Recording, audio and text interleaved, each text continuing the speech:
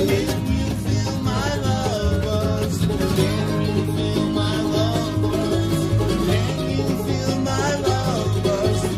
Can you feel my love buzz? Can you feel my love buzz?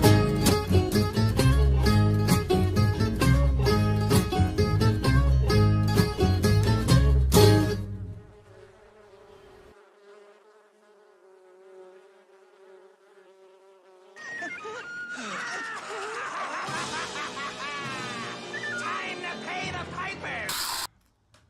That's fucked. Holy shit. Oh my god, there's so many of them. Oh, there it is! Fuck!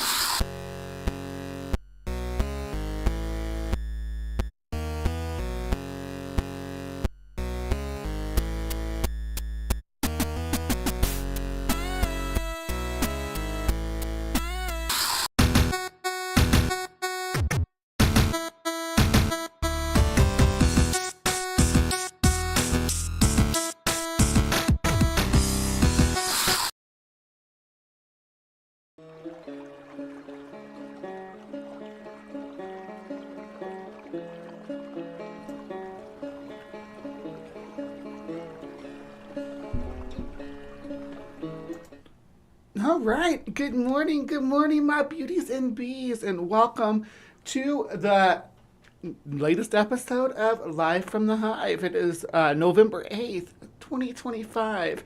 It's currently 8:30 a.m. here, 9:30 Central, and 10:30 Eastern. There was a little bit of confusion this morning with my time spot for my scheduled live streams. So I apologize. It was the daylight savings time, I think, that caused it. So I'm not gonna like stress about it, but yeah, it had people here like an hour early. Let me know if I'm like peaking or if you can't hear me, if my audio's good and everything. It just makes the show go smoother if I don't have to. What about the bloop? We're gonna find out about the bloop. You gotta let me do my intro spiel, native atheist. You know how this show goes. I spend a good 10, 20 minutes here ranting about stuff and looking at polls. But yeah, I hope everybody had a lovely Halloween. I went as Beetlejuice, or Breedlejuice is what I call myself, and I looked super cute. I hope everybody else had a good Halloween time as well. I know the reason I say I know that last Saturday was the first, it was after Halloween, but some people have Halloween stuff, that takes place in the first week or so of November too. So, I always like to leave it open for people to dress up some more. Hell, we went to karaoke the other night, Thursday night. Yeah, it was fun. I sang some Marilyn Manson, of all things. Yeah, I still have the vocal chops for that, so I did it. But I mean, the struggle out here is real, though. I mean, I'm not trying to be like, oh yeah, I'm just going out and having fun. But there's like a little queer community, right? That everybody gets together, there's mutual aid and stuff, which is kind of nice. But they invited us out to a few different things. We had, the karaoke, and then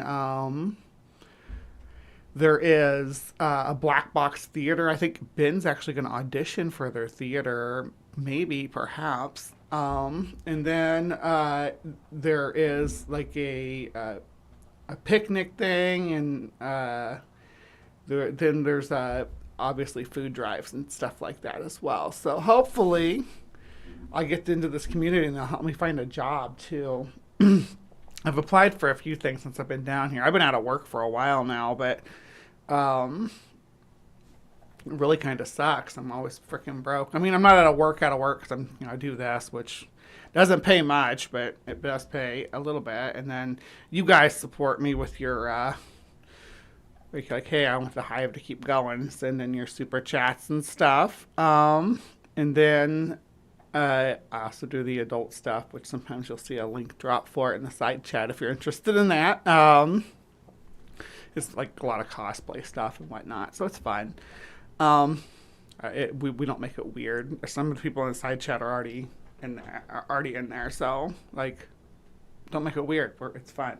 I like to wear costumes, look sexy. So, but I am in the Southwest, so I found this cute little lizard. I wonder if I can show you guys that. Yeah, probably, right? Did it ever publish? Oh, I guess I'll have to publish it. I didn't publish it on Facebook. I posted a short of this little lizard I found. It was like right by our door. I didn't like keep it or anything. He was cute though, so I took him in one of my little containers and took him up and showed him to my roommates and took a couple of pictures of him, and then let him go, because even though he's an invasive species, apparently, I looked it up and I was like, oh, cool, I'm finding all these desert Southwest species. Dude's a Mediterranean house gecko. Not exactly exotic. Exotic is exactly the right word. Not exactly indigenous. It's an invasive species, but he was so tiny. I mean, smaller than my thumbnail. But I don't have the resources to feed him. I guess I could have kept him because he is an invasive species. I usually don't feel bad about taking an invasive animal out of the wild. Like if I was in Florida, I'd have like a wild-caught python collection. Okay, just making sure that. Sorry about that. I bumped the mic there. I do like this new camera angle though. I feel like we're like sitting together instead of me like at a desk looking at a computer. I feel like I'm sitting with you guys watching stuff now when I see myself like this. I'm just kind of like relaxed and sit back. I can even like I got a footrest and stuff. I can lean back now and still be part of it. And this oversized sweater I just love. It's so cozy. It's so fall. I decided I wanted to do cozy fall today. So I got my little mushroom vial, got my cozy fall shirt on. Actually, I thought about doing this. Was I could do like a cute little hat with this outfit too. But it's actually kind of warm here, so. But you know what? Like a plushie can join me now too. Like I can hold a plushie on my lap, and we can and that can be part of the show. Especially since I'm doing the bloop. Maybe I'll blow hot on command for Cryptic Corner. Speaking of Cryptic Corner, I guess we should go to the polls. Good morning. Yeah, I think a lot of this angle is inspired by Ryan's stuff. So thank you, Ryan. Like when you don't do it on the Daily Atheist. I get you're doing the more news thing. But you used to do this thing where you were sitting back among your plants that looked so cute, babe. Yeah. Yeah. And also, I'm getting in shape. Well, you can't tell with this on, but I'm getting in shape, and now I have the body that I want to show off. I'm like, yeah, look at my abs. Look at me curves. All right, let's do. You want to do polls? Let's do that. I guess I could have prepped this. Well, since the show was scheduled so early, where is it? Cryptic Chrome. There we go. Boom, boom, boom.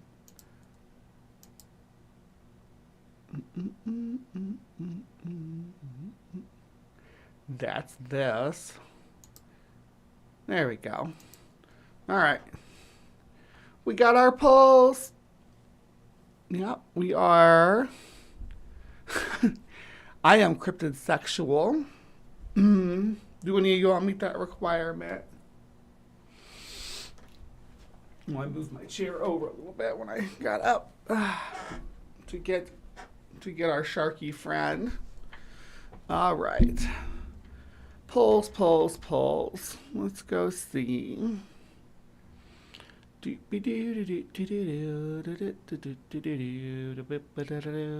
how big frickin' tuna get. Isn't that crazy? You don't think about tuna being the size of a great white shark, but they are. They frickin' are. All right.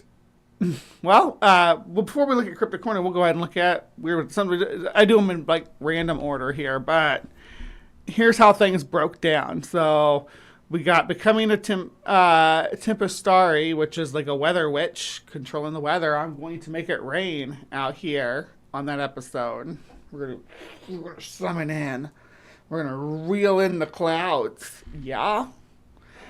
And then we got the vibing with crystals, or vibing with crystal powers. We got the mystic flowers of the world. But what won was digging biblical giants. This was a pretty close week for everything involved. So we are digging biblical giants later.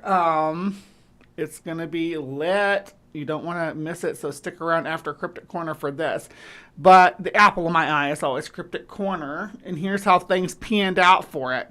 Everybody else got 17% because the bloop took half the score. He'd be blooping all these other guys out of the water, which is pretty impressive when you consider that Amityville is literal demons. Now, Mahamba may be a formidable crocodile. It's not going to do anything to the bloop, and Skunk Ape is just going to be cannon fodder. Like, what are you going to do, Skunk Ape? It's the fucking bloop. It's huge. But we'll get into that in just a minute. If you, at home, if you want to participate in the show, we do this show every week at the same time. And you can come out to the community page and participate in the polls to control what we cover for that episode. Right? Every episode for like the last year and a half, has it been that long? Has had a poll where the viewers choose what we talk about. And we're always going to have something in CrypticCorner, and we're always going to have something in Week in Weird, and then I pick my Breeze Bestiary to wrap things up. Obviously, it's Breeze Bestiary, so I cannot let you guys pick what I cover because it's my bestiary. It's mine. So, anyway, you come out here and vote, and you'll have control over what we watch that week, over what we cover. So, and sometimes like our coverage kind of varies too. What we cover, we'll do like like a bunch of shorts of sightings. We might do a video from a true believer. We might do review a video of people allegedly out in the field hunting ghosts or cryptids. It really depends. And sometimes we have multiple videos, right? So it's always an adventure when we go on this. And sometimes if we do multiple videos, usually I will watch like 20% of the total content because I want to like experience this new with you guys and do our investigations live so I can help other people learn how to identify nonsense. But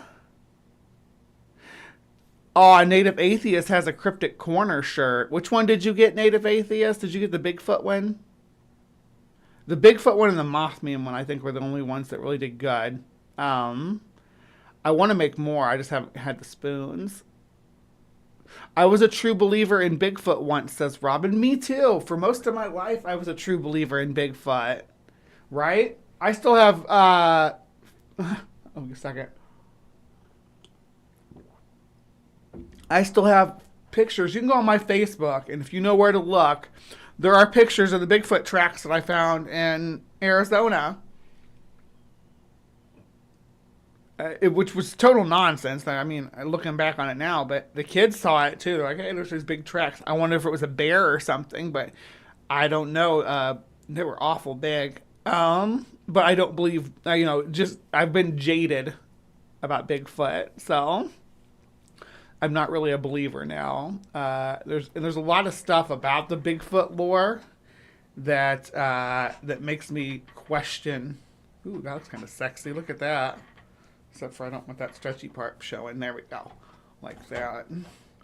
So there was there's just too much. There's just too much that it would have to be happening and not be documented. Shadow people. You got the Mothman, yes.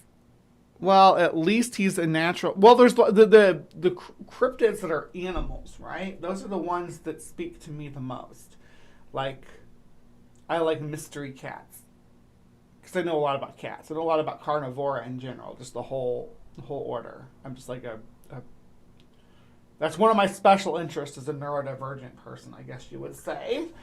So, like mystery cats and mystery canines, mystery bears, those kind of things really speak to me.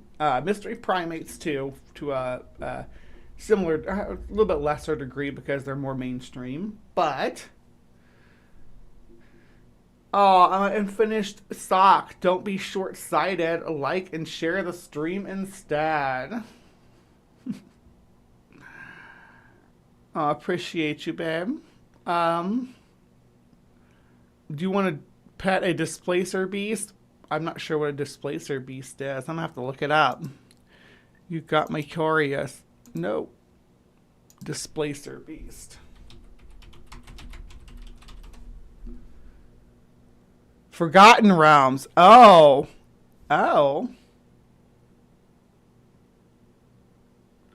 Is that like Drizzt Panther, kinda? No, it looks kind of like Drizzt Panther, though. You know, the panther that Drizzt Do'Urden can summon? You know what I'm talking about? Yeah, but Displacer beasts are cool looking. And there's lots of what they call fearsome critters in North America that are feline. There's like a cactus cat, a wampus cat, a water panther. There's lots of them. Lil, thank you so much. That's lunch today. Appreciate you, girl. But I believe in Bree. I believe. I was telling people to say my name 3 times. But, like, when I was dressed as Beetlejuice. We need to talk about Jinn sometime, too. I might put that on the poll at a later time. But, you know, we got aliens and shit we got to talk about, too. So many alien races. But enough yammering. Like I told y'all, it's about 20 minutes of me. And then the rest of it is show. So, I guess without further ado, I'm going to go ahead and send y'all over. Got my activism thing, and then we'll get to Cryptic Corner. Yep. All right. I will see you guys over in Cryptic Corner in just a few minutes. You know, to all the folks that are in the audience that consider themselves gender dysphoria, cis, I don't know what all that means. I really don't know what all that means. I'm looking at society today, and it's like I'm watching an X-Men movie with people that, when you watch the X-Men movies or Marvel comics, it's like we have mutants living among us on planet Earth. And, you know, some people don't like that, but that's a fact. We have people that live among us today on planet Earth that are happy to display themselves as if they were mutants from another planet. This is the planet Earth, where God created men, male, and women, female. I'm a proud Christian, conservative Republican. I'm not on the fence. Senator Rattler, what is your appraisal? I think at best that he's a dangerously ruthless and insensitive political opportunist and demagogue. And at worst? He's read far too many comic books.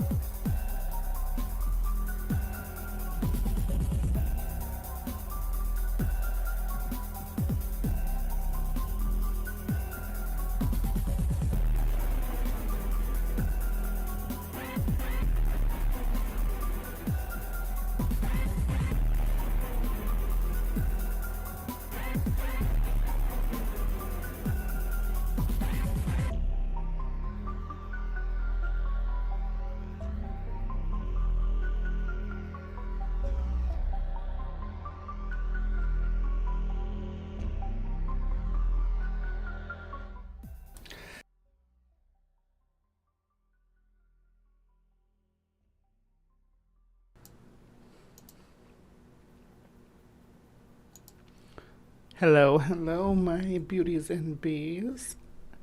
Welcome to Cryptic Corner, where we explore the unexplained, the supernatural, the paranormal and hidden, the mysterious, the alien, the accursed, and the forbidden.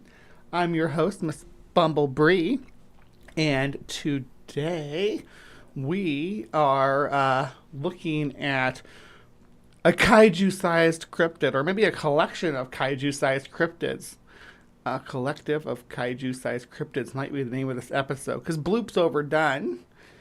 A collective of cryptid kaiju, maybe? That sounds cool. Collective of cryptic kaiju, or cryptid kaiju. Let me know if that rings your bell.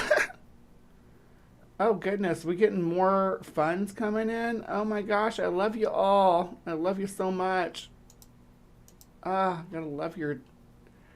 Thank you so much. Look at the trees. You are a rock star. I really appreciate you. I can really use the funding right now. Any little bit anybody can spare will help, because my ass is currently broke. Actually, it was, self-inflicted, because I'm here, but I'm here and I'm doing my best. Thank you so much for your support. Appreciate you.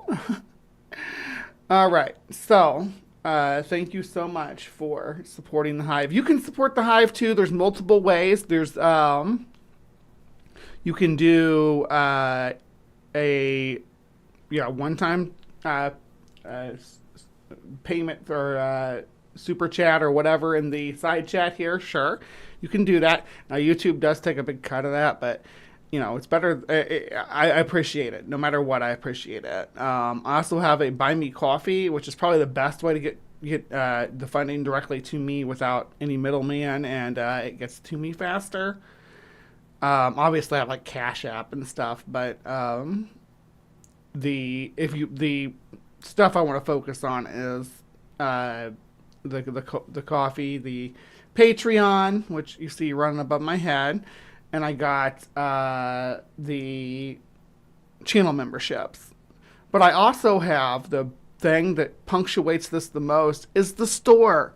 There is a store for the channel where you can get Cryptic Corner merchandise, including our classy AF Cryptic Corner t-shirts, our Hive hoodies that I get good reports back from my friend Sandy, who bought one of those hoodies, and she says she gets compliments on it. It's very vibrant colors. There's also Cryptic Corner, or not Cryptic Corner, there are Pride socks and stuff with the Pride moth on it. Cute stuff. I'll be adding more stuff to it soon. I just need to carve out a block to just sit down and do it. But it'll happen. Anyway, let's get to today's show. We are talking about the BLOOP. And I got to show this on here too, because it's the BLOOP crushed all the competition for today's show. So that's what we're covering. All right. So we'll start here. The BLOOP, a terrifying deep sea sound that haunted us for 15 years. All right. We're going to play the BLOOP sound first. It's only 10 seconds. I'm going to turn it all the way up. Y'all let me know if you can bloop or not.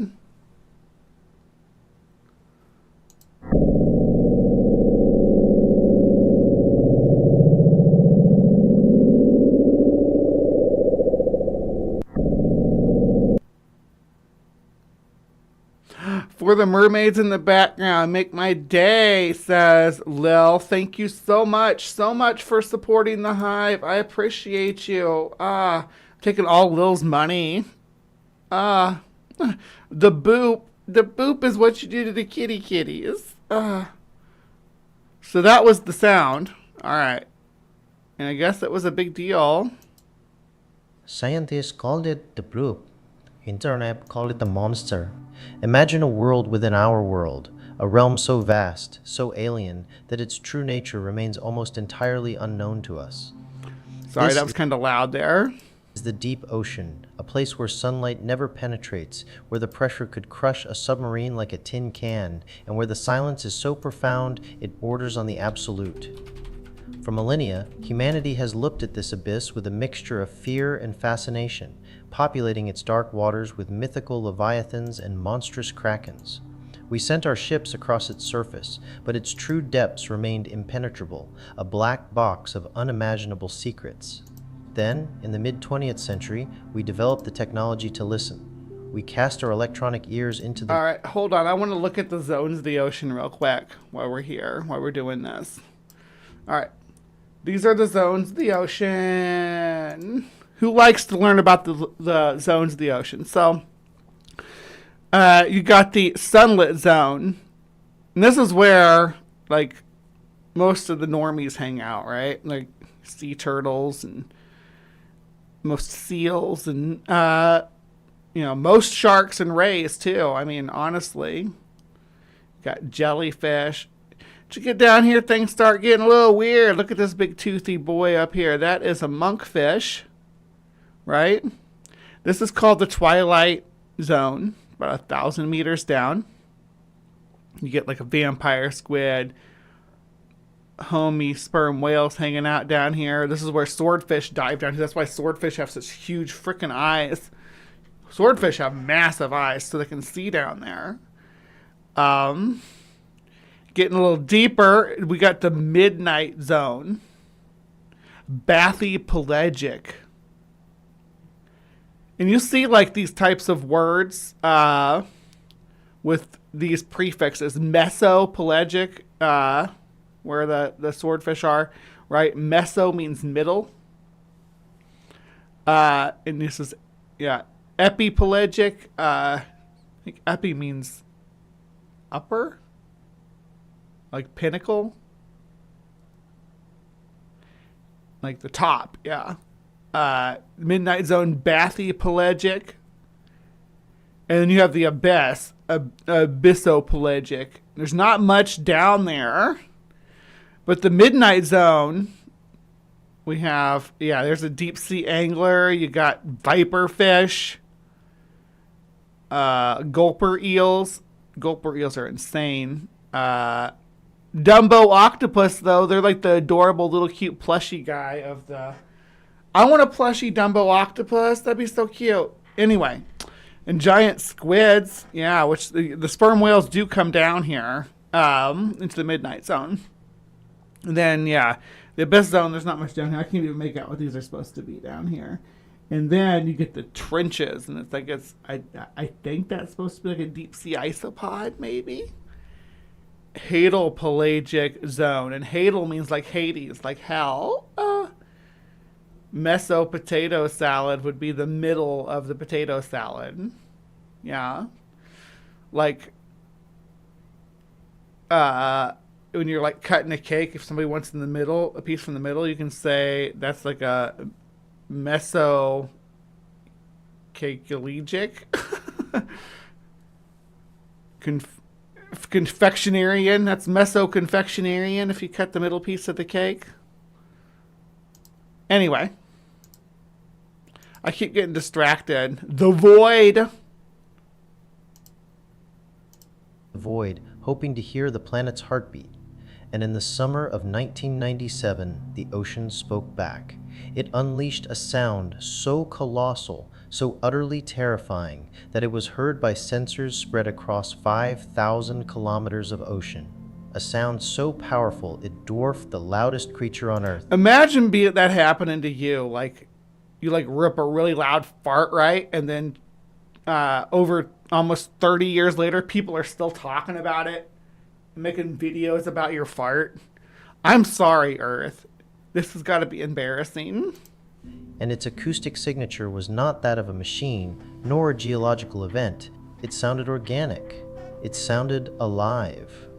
For the next 15 years, this single 1-minute recording would ignite a global mystery, fueling our deepest, most primal fears about what truly lies beneath the waves. The scientists who first detected it gave it a simple, almost innocent name, the BLOOP. But the Da bloop. I should name my Blahi Bloop. This is Bloop. We're gonna name you after this sea monster, okay? Okay. question it forced us to ask was anything but innocent. What kind of monster had we just woken up? Sumami, that's what I'm saying. Like, you let those out every night, and imagine your neighbors were still making videos about it, though. Like, like one time the woman upstairs ripped some ass, and it was like shook the whole building. To truly grasp the significance of the bloop, we must first understand the extraordinary circumstances of its discovery. Our story doesn't begin in a research lab, but in the chilling, high-stakes paranoia of the Cold War.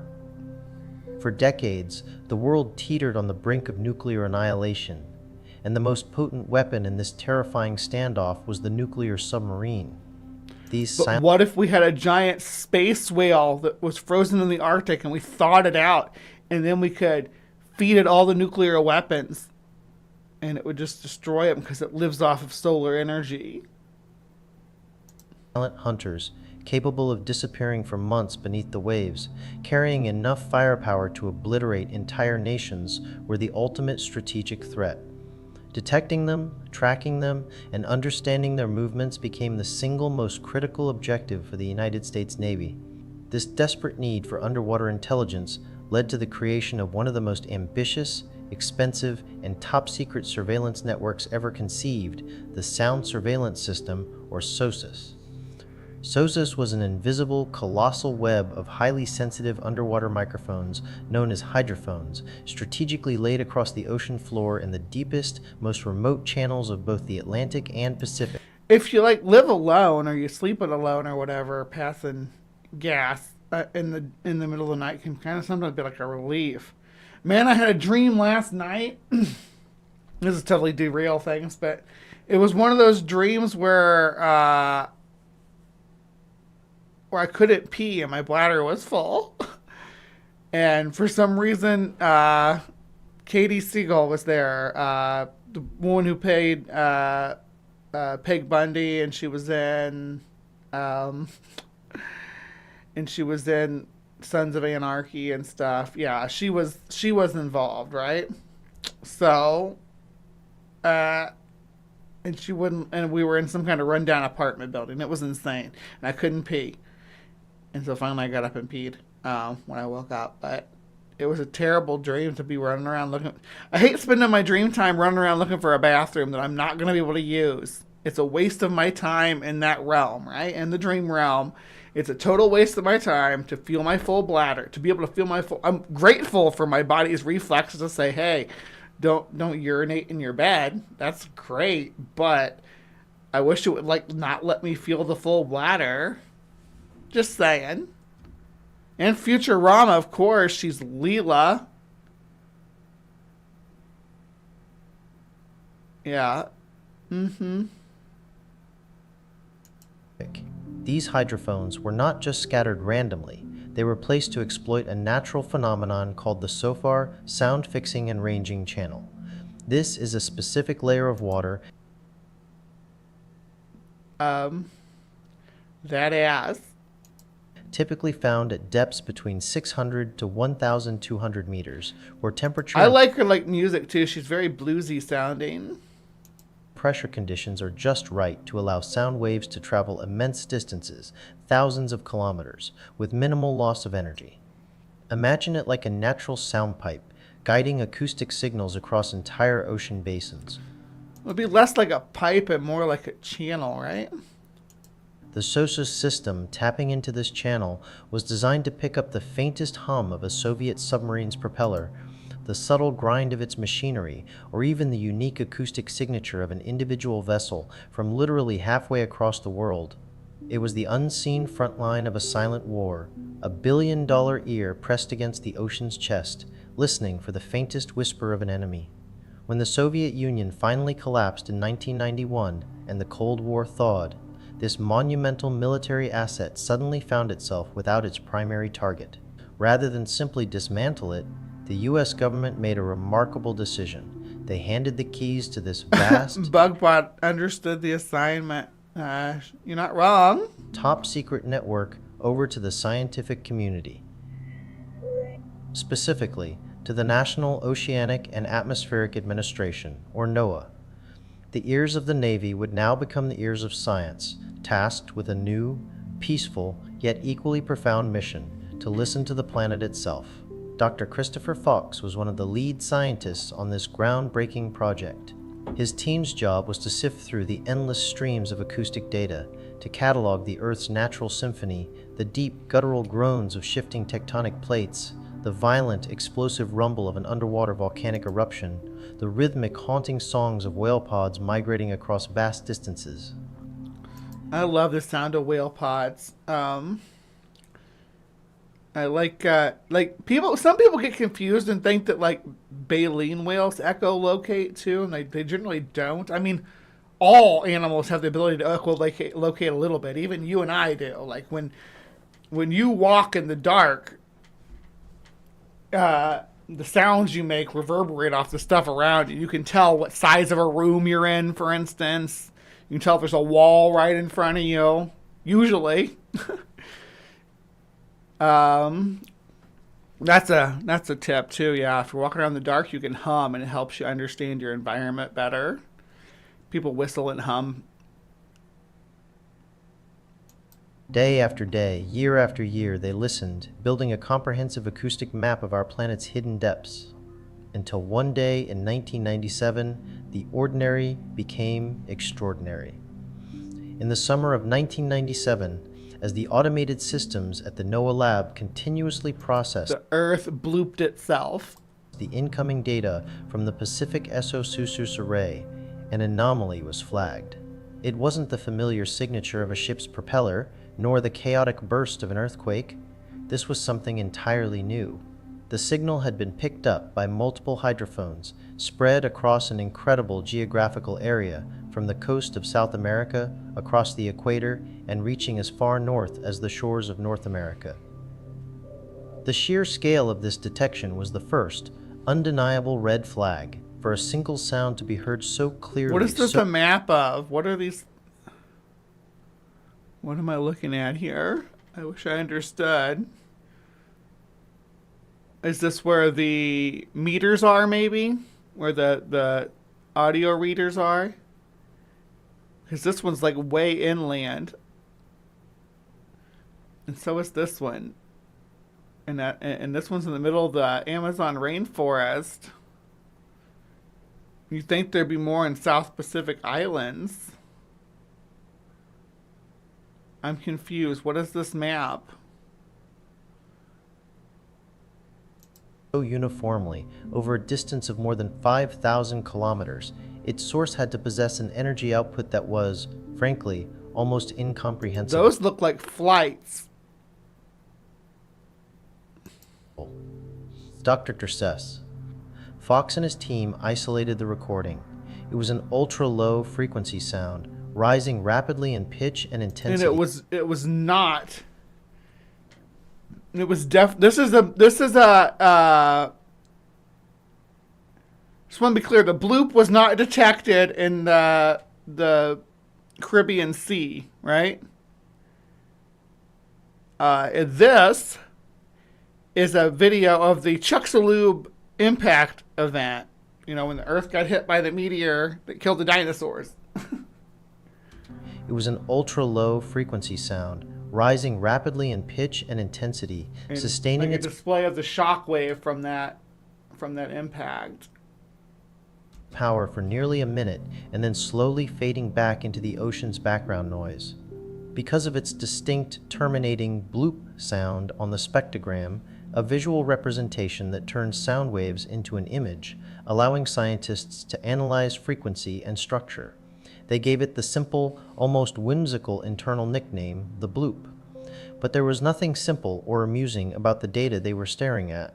The first and most immediate problem was its sheer, mind-boggling amplitude. To put it I in think idiot, that's a problem wind tunnel was right its there. sheer, mind-boggling amplitude. To put it into perspective, Amplitude. consider the blue whale. The largest animal that has ever lived on this planet, weighing up to 200 tons, is also the loudest. Its powerful, low-frequency calls can reach 88 decibels, a sound so intense it can be heard by other whales across entire ocean basins, hundreds of miles away.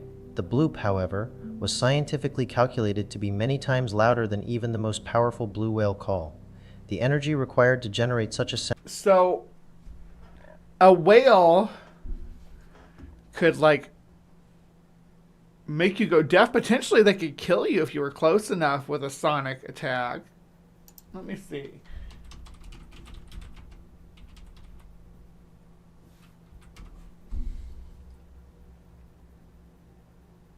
Sperm whales can kill a human with sound. It's never happened, but let me see.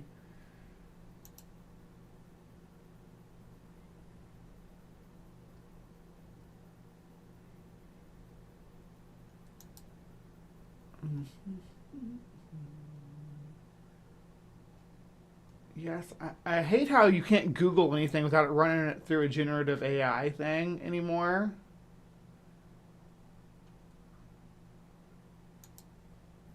Here we go. Here's the art. Well, this is the related to the same paper and stuff, but it's bright. How is this so ugly bright? Yuck. And this was from 2025. Why does it look like it's sites from... And it's not just people. Come on. This is like a conservation kind of site. It does expeditions for conservation funding. And the website can do better. Text us real humans, not bots. I want to text them and be like, can I redesign your website, please? At least the visual aesthetic of it, so it doesn't look like ass. Anyway, sperm whales are the loudest animal on Earth, producing clicks powerful enough to travel miles to the ocean. But are these sounds deadly? Could divers be harmed or even killed by a whale click?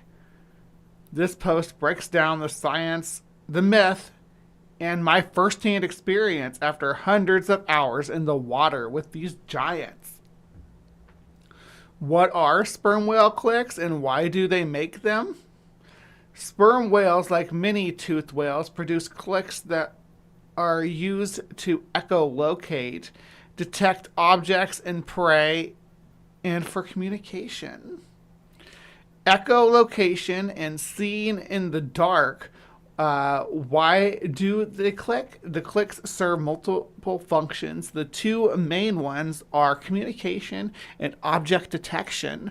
The latter serves two purposes. One is to see objects near and far, especially in the dark. And two, to find, locate, and hunt prey, again, in the dark. The complex and highly refined sound system to produce clicks, along with a large auditory processing part of the brain, allows them to see what are likely very high resolution images of their surroundings, enabling them to effectively see in the dark. The spermaceti organ and click production. These clicks are produced in an elaborate collection of specialized organs and structures in the head of the sperm whale. Most notably, and what gives rise to her name, is the spermaceti organ. This fluid-filled organ is the primary way sperm whales can control and amplify the clicks for different uses like foraging and communication. Sadly, it was the oil in this organ that made the sperm whale a highly prized species in the whaling industry. This light oil spur spurred of the spurred on the Industrial Revolution. A lot of what Moby Dick talks about that. If you've ever read Moby Dick, it talks about that whale oil industry. How loud are sperm whale clicks? So remember the video we were just watching. He said 88 decibels for blue whales. Sperm whales are 236 decibels. Let's see here. In the early 2000s, a team from Denmark retrieved data from a deployed hydrophone array in the cold waters of Norway. Okay, that's telling us what the decibel. Just want to find out if they're... All right. Can sperm whale clicks harm divers or marine life?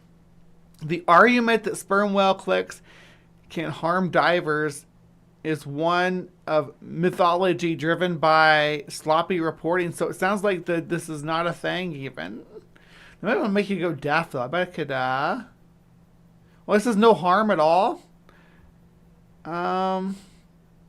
I think 236 decibels is objectively harmful to our ears, at least. Let's see, because it seems like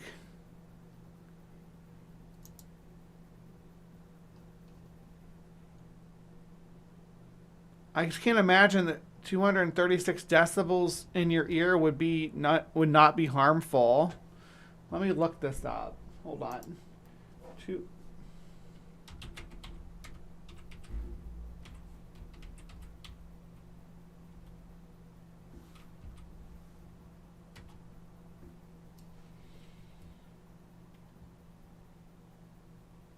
Far exceeds a sound of 236 decibels is extremely loud, far exceeding the human pain threshold and capable of causing instant death in humans if a human were directly exposed underwater. Okay. Like, I'm getting contradictory information here.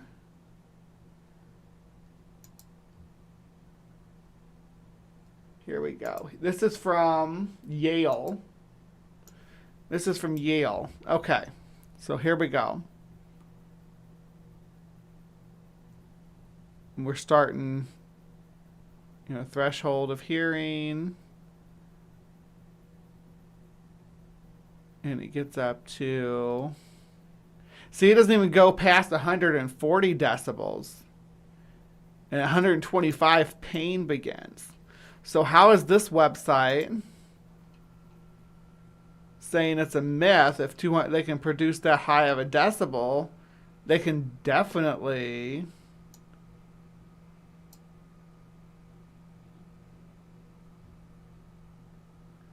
Nobody has been in the water. Yeah, I'm not saying that the sperm whales do click at us and kill to cause harm, but like if you were there and it hit 236 decibels,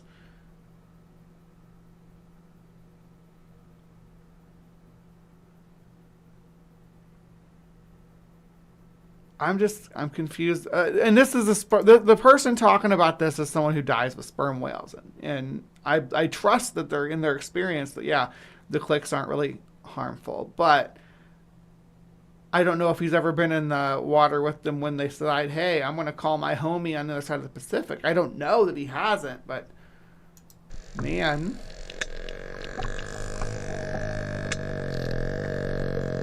You're so cute.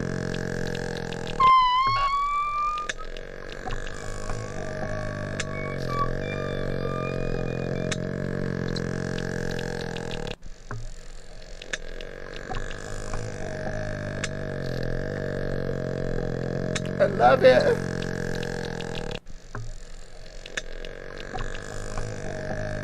We need to get one.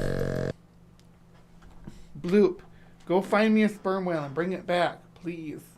So I can boop it. Alright. Where were we?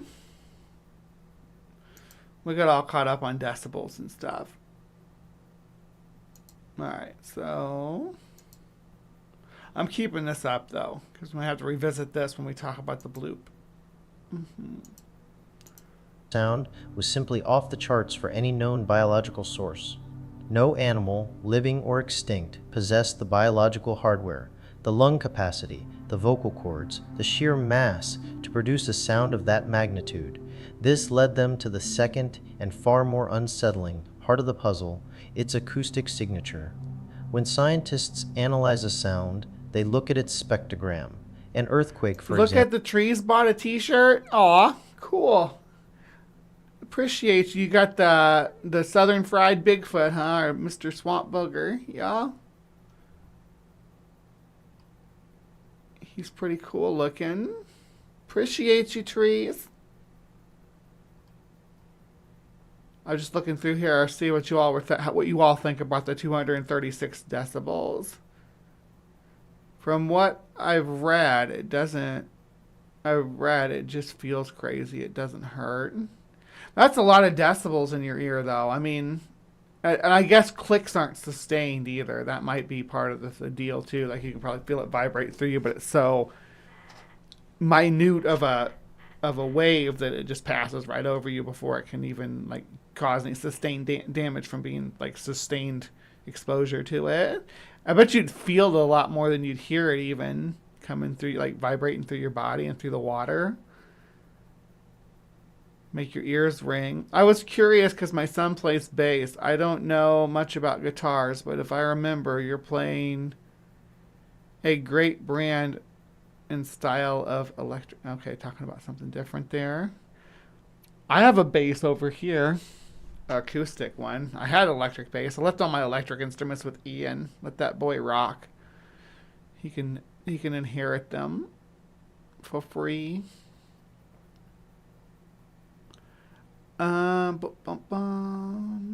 With the crystal amethyst in your butt, 260 decibels is tolerable under normal conditions. It actually helps produce more chakral energy to project into the atmosphere. Makes your signal that much stronger. Yeah. Rectal crystals are the future. Over 200 decibels, though, is insane. Produces a spectrogram that is a sharp, chaotic burst of energy across a wide range of frequencies. It's messy, unpredictable, and lacks structure. A man-made sound, like a ship's propeller, produces a rigid, repetitive, and often narrow-band signature. But the BLOOP spectrogram showed something entirely different. Its frequency modulated. It changed pitch and complexity over its duration. It wasn't chaotic. It wasn't mechanical. It had structure. This specific type of shifting, complex signature is a textbook characteristic of a biological vocalization. It looked and sounded, for all intents and purposes, like the call of a living animal. Dr. Fox himself, in early interviews, confirmed this unsettling observation, stating that the sound's character was consistent with that of a living creature. The scientists were now faced with a stark, terrifying paradox. The evidence of its incredible volume said it could not possibly be an animal. The evidence of its acoustic signature said it absolutely had to be. The only way to reconcile these two opposing, seemingly irrefutable facts was to entertain a hypothesis that belonged more in a monster movie than a peer-reviewed scientific journal. Kaiju! Deep sea kaiju.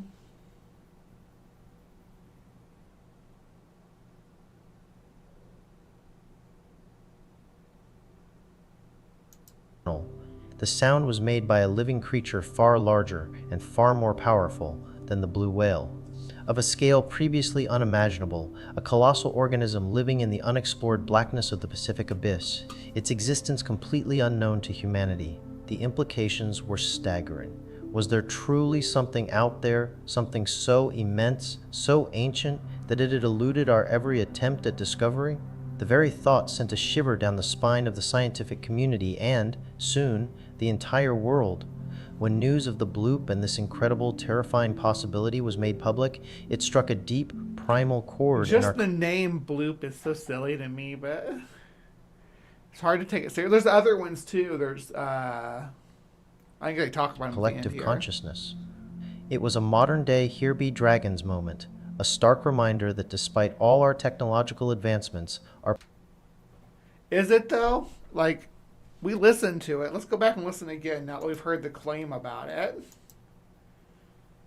Let's get our bloop on.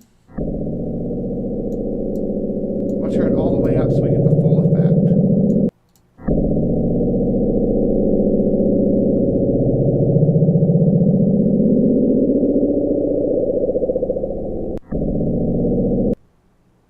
To me, it sounds like a jackhammer. And then like someone like backing off of it as it's as the piece is about to slide off or whatever. That's what it sounds like to me, like a jackhammer, not like an animal. But I'm not an acoustic audiologist. I'm not professionally trained in this. Our planet still held secrets beyond our wildest imaginings. We, in our technologically advanced world, were suddenly confronted with the humbling reality of how little we truly knew about our own home. The abyss, Right, it seemed, Sandy? still had its monsters. The idea wasn't entirely absurd. Biologists have long documented a phenomenon called abyssal gigantism, where deep-sea species, in the absence of light and with slower those metabolisms, guys? tend to grow much larger than their shallow water relatives. We see it in creatures like the giant isopods, which are like colossal armored woodlice, and most famously in the giant squid and colossal squid creatures once dismissed as pure myth until specimens were finally found, proving the giants did indeed live in the deep. The bloops. And you hear that a lot in cryptozoology, like right up there with the coelacanths. Like, oh, they thought that the giant squid was a myth too. Okay, at the same time that they thought the giant squid was a myth, they thought all kinds of stupid shit about animals, right? It wasn't like, oh, science didn't understand this. No, it's just that people were stupid back then. Not stupid, they were ignorant. No, that's a better way to put it. They were ignorant. They didn't know. Like, there's a goose in Europe. Right? I think it's mostly in the UK. Regardless, it's called a barnacle goose. It's called a barnacle goose because before we knew a lot of stuff about nature and whatnot, that they used to think that these barnacles that look like a goose head was where the geese came from. They like grew out of barnacles in the sea because they nest in northern Greenland in the summer, right? Where it's private and isolated and everything. That's where they nest at. So no one knew where they went to breed. They were never seen to sit on eggs or have nests by the people who were around them. So they had to come up with a new solution for them. And they thought they used to use that explanation to try to get around not being able to eat, or to try to be able to eat these geese during like Lent.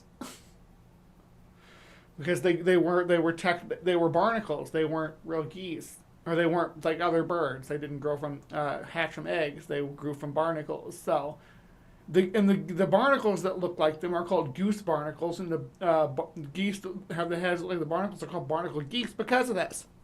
I just learned this like recently. I'm not like trying to take credit for something that somebody else put out, but it's super interesting to look at the way that naturalism defined things in the past.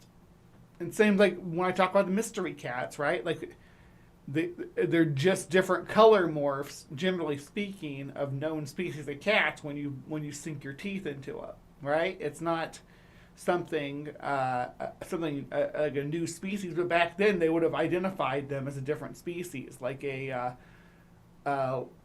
leopard was supposed to be a cross between a lion and a pard, which was a pard was a black leopard, which were really rare in Africa.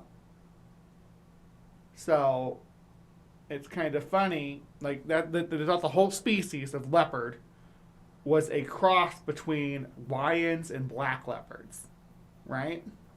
That's what they used to think. So say, well, they didn't know about giant squids. Giant squids have been washing up on shores since antiquity, right? Globsters go far back into history. And do we need to revisit globsters? We've talked about globsters before, right? Globsters. I think we have. Maybe not. Okay.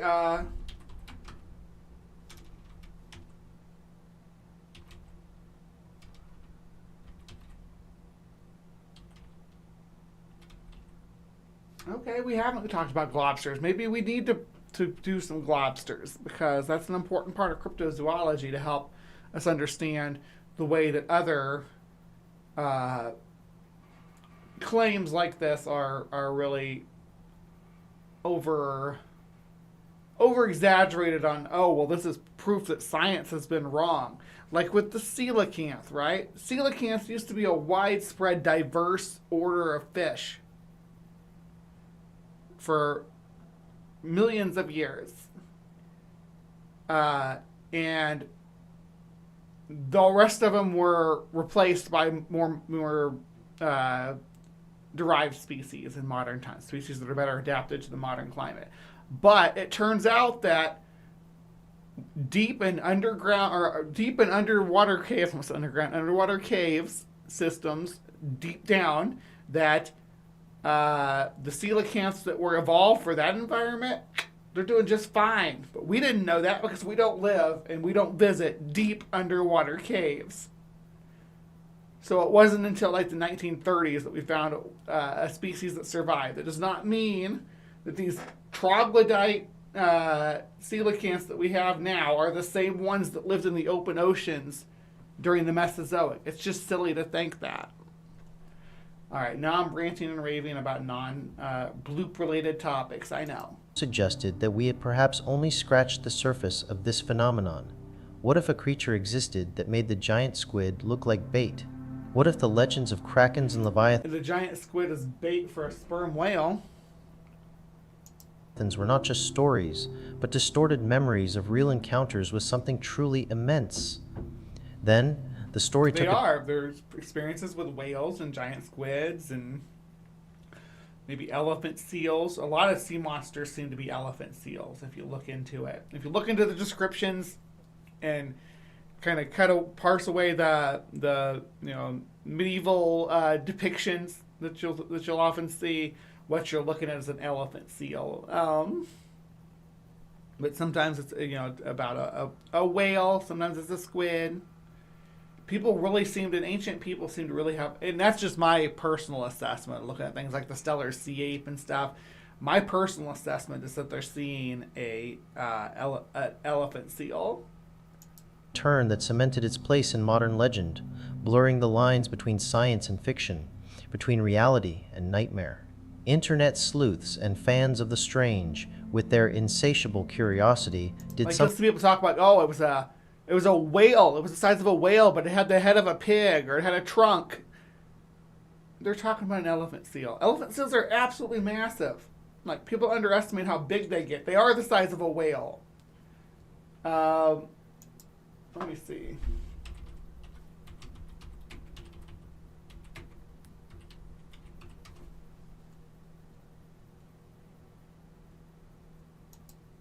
Like,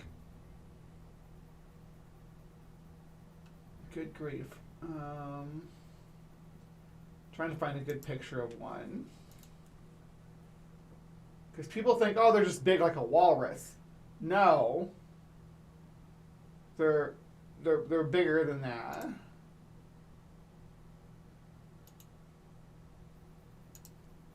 Here we go. I'm just going to pull this up real quick just to give you all a visual. Because no, they're the size of whales. An elephant seal is very similar in size to like a beluga whale or a narwhal or a pilot whale. It's slightly smaller than an orca. Right? They are a massive, massive animal. Not to be underestimated. So people seeing those swimming out at sea, we're like, what the hell is that? It's a sea monster. It's an elephant seal. something the original NOAA scientists had no reason to do. They plotted the official coordinates of the bloop's origin point, a remote patch of ocean roughly 50 degrees south latitude and 100 degrees west longitude, and cross-referenced it with works of popular fiction. What they found sent a shockwave through the online world and then into mainstream consciousness. Did it though, really? This desolate patch of the South Pacific, was terrifyingly close to a fictional location from a 1928 short story by the undisputed master of cosmic horror, H.P. Lovecraft. The story was The Call of Cthulhu. In it, Lovecraft describes an ancient, city-sized cosmic entity with a hideous... Y'all, y'all have no idea how much I love the fact that they're looping in Cthulhu to this. I love Lovecraftian horror. Yeah, I love Cthulhu, especially Little Cthulhu. I used to have a video up and I had to take it down because it got copyright struck. Tentacled head sleeping in its sunken city of R'lyeh, waiting for the stars to be right so it may awaken and reclaim the earth. The proximity was staggering. The chances of a random, real-world mystery of a giant unknown creature originating from the exact spot a horror writer had placed his fictional giant creature 70 years earlier seemed astronomically small. I don't know if it's appropriate to call Cthulhu a creature. Like, he's metaphysical. And he is absolute unit for sure, but like, he doesn't exist. I don't say he doesn't exist in the physical realm, but like his physical form's interaction with our world is liminal. Of people, this was no longer a coincidence. It was a confirmation. The bloop was the sound of Cthulhu stirring in his sleep. I'm not as smart as I used to be, baby. I used to be really smart. I watched my old videos, like from when I first started. And I'm like, I used to know stuff. Like there's a reason why I reeled back to talking about cryptozoology and stuff, and stopped talking about actual insect phylogeny that I was talking about. I had my brain thing, and I'm not able to process all that the same anymore, unfortunately. But I still enjoy doing this. I'm glad that I feel like I make you smarter, Squid Billy. I'm not saying that I don't know the things. It's like a cognitive thing. It's like I have a harder time pulling stuff up to the front, like even like spelling stuff correctly anymore, like basic math problems and stuff. Just maybe it's just me getting old. Maybe I got Alzheimer's. I don't know. Warning from the deep. The theory was, of course, fantastical, bordering on the absurd, but the eerie, undeniable connection provided a narrative that was far more compelling, far more terrifying than any dry scientific analysis. The bloop became a modern myth, a campfire story for the digital age, whispered in forums and discussed in hushed tones.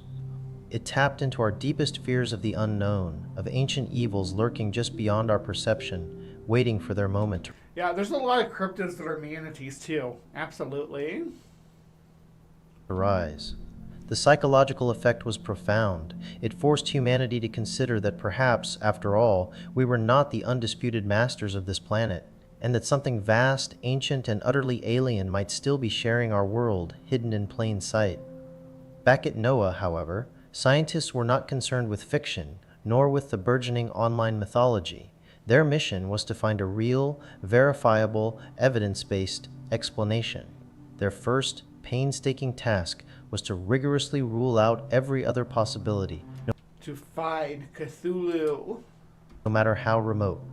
Could it have been man-made? They revisited the idea of an unknown military test, a secret submarine, or a new form of underwater weapon. Alzheimer's smash This was face. highly unlikely. No nation had ever claimed a technology capable of producing such a sound signature, and a sound of that magnitude would not go unclaimed or unnoticed by other nations' surveillance systems. Furthermore, its biological, shifting signature remained the biggest argument against a mechanical origin. Machines tend to be precise, repetitive. The bloop was fluid, dynamic, so they turned their full attention to geology.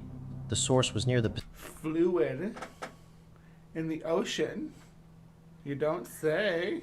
Bloop's origin. That's not where the bloop was. The bloop was not off the Ivory Coast of Africa. What the hell?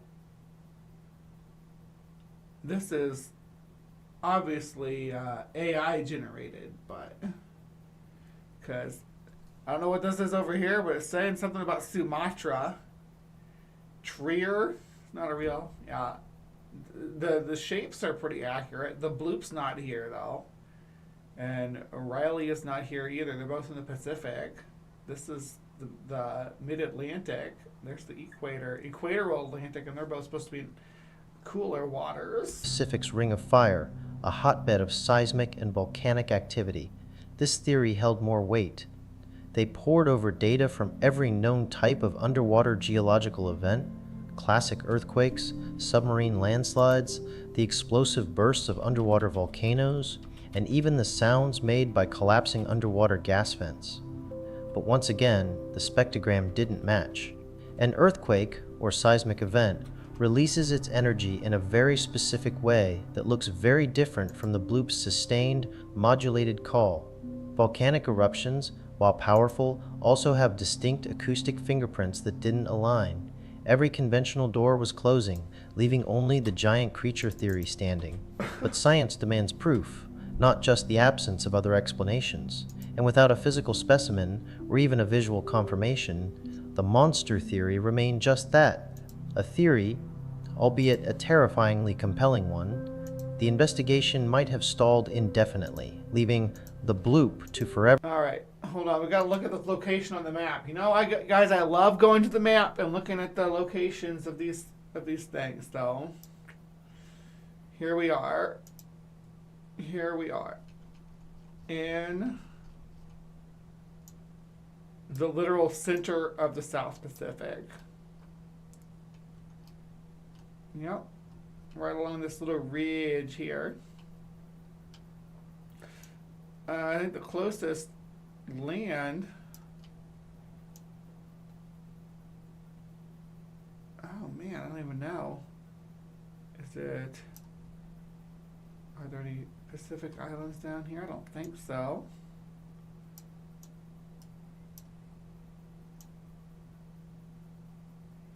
No, nothing. Nothing nearby. Antarctica, South America, New Zealand all seem about the same distance away. And the Pitcairn and Rapa Nui similar.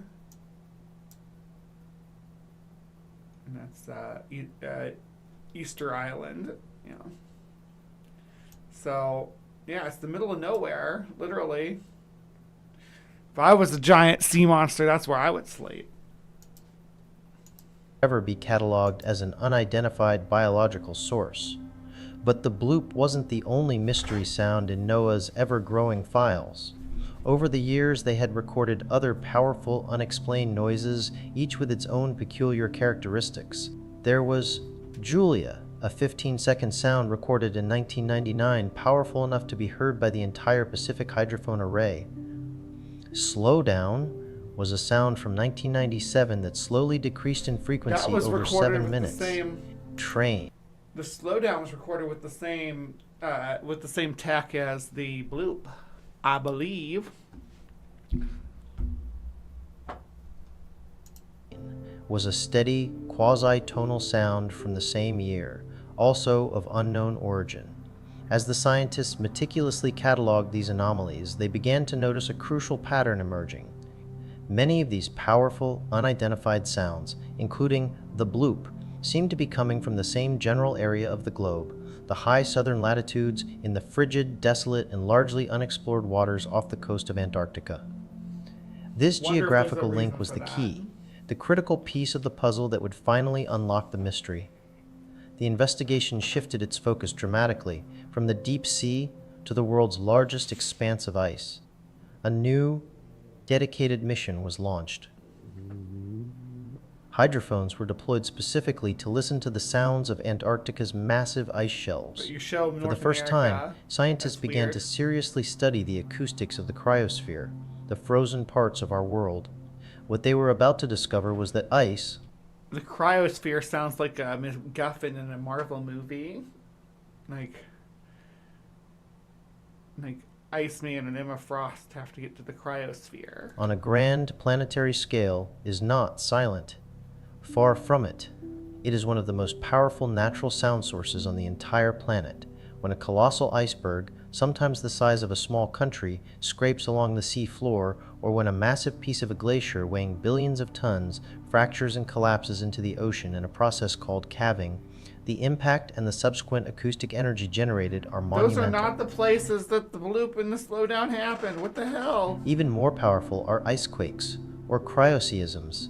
These occur when immense icebergs, stressed by ocean... It's really weird when you use AI to make like maps and stuff, and you don't even get the right area. I could get an AI to make a map of Antarctica with like pins in it. I could get it to do that. Why can't you? Kafa nafel granefenaf hila aholu istila agrebensan nila azat hoselemat nigrata tabos nila sama amal bloop. What did I just summon, Jason? What did I just summon into my home?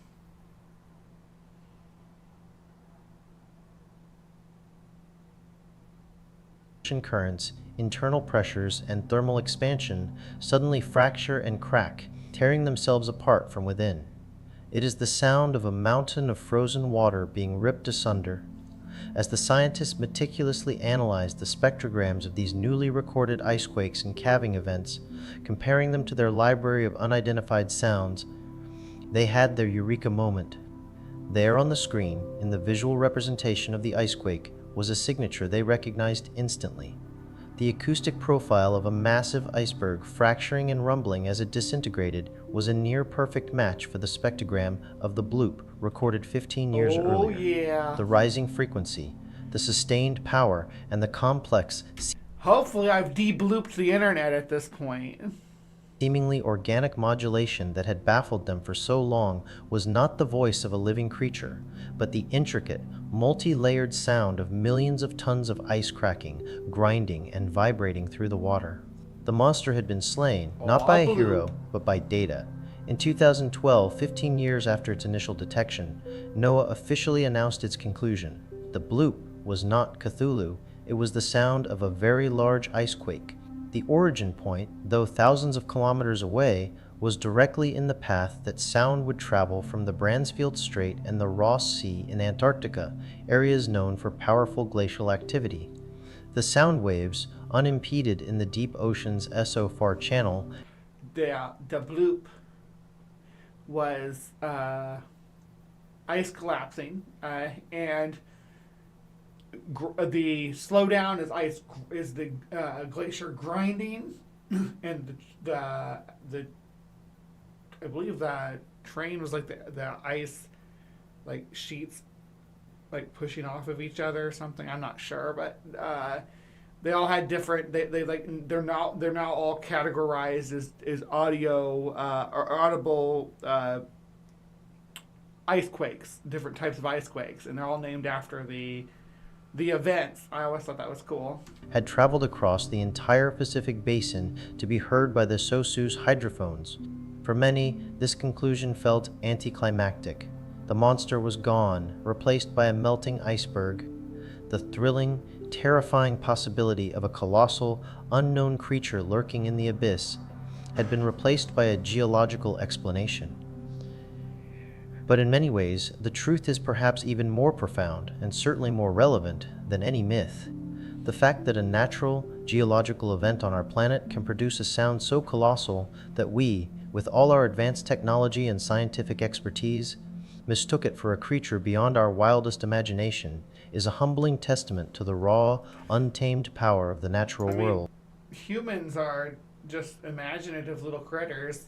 Like, we've personified pretty much everything in nature before we understood it. Everything was a monster. Everything was a god until we knew it was something else. Like, the wind was caused by gods. Lightning was Zeus's thunderbolt, right? These types of ideas. Literally the seasons were controlled by Persephone. I know I'm leaning heavily into Greek mythology here, but I digress. the personification of nature is a normal thing that for the human brain to do. So this is like right in line with us making this into Cthulhu. I kind of wish it was Cthulhu. We need a Cthulhu level event at this point in the timeline.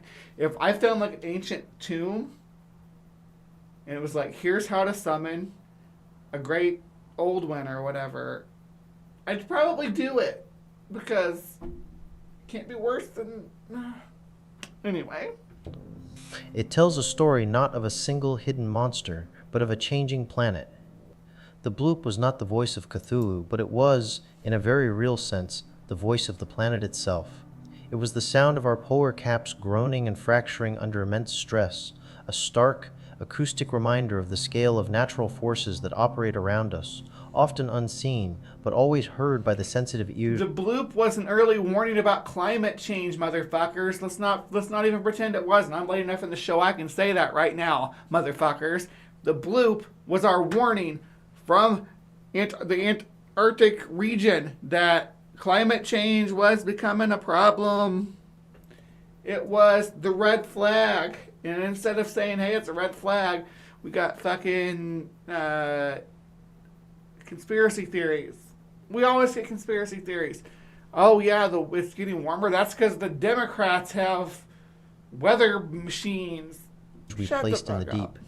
While the specific case of the bloop itself may be closed, the fundamental allure and the profound questions it raised remain. The oceans are still a vast, dark, and overwhelmingly unknown frontier. We may have identified one mysterious sound, but what other noises echo in the deep, unheard by any human ear, waiting for their moment to be discovered?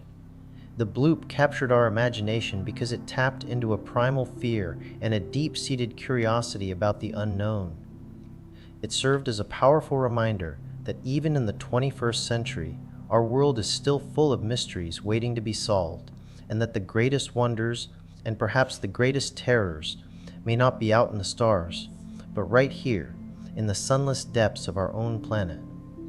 The bloop taught us to listen more closely, to question our assumptions, and to never underestimate the power and the secrets held within the silent, crushing I briefly talked about the bloop before in Antarctica.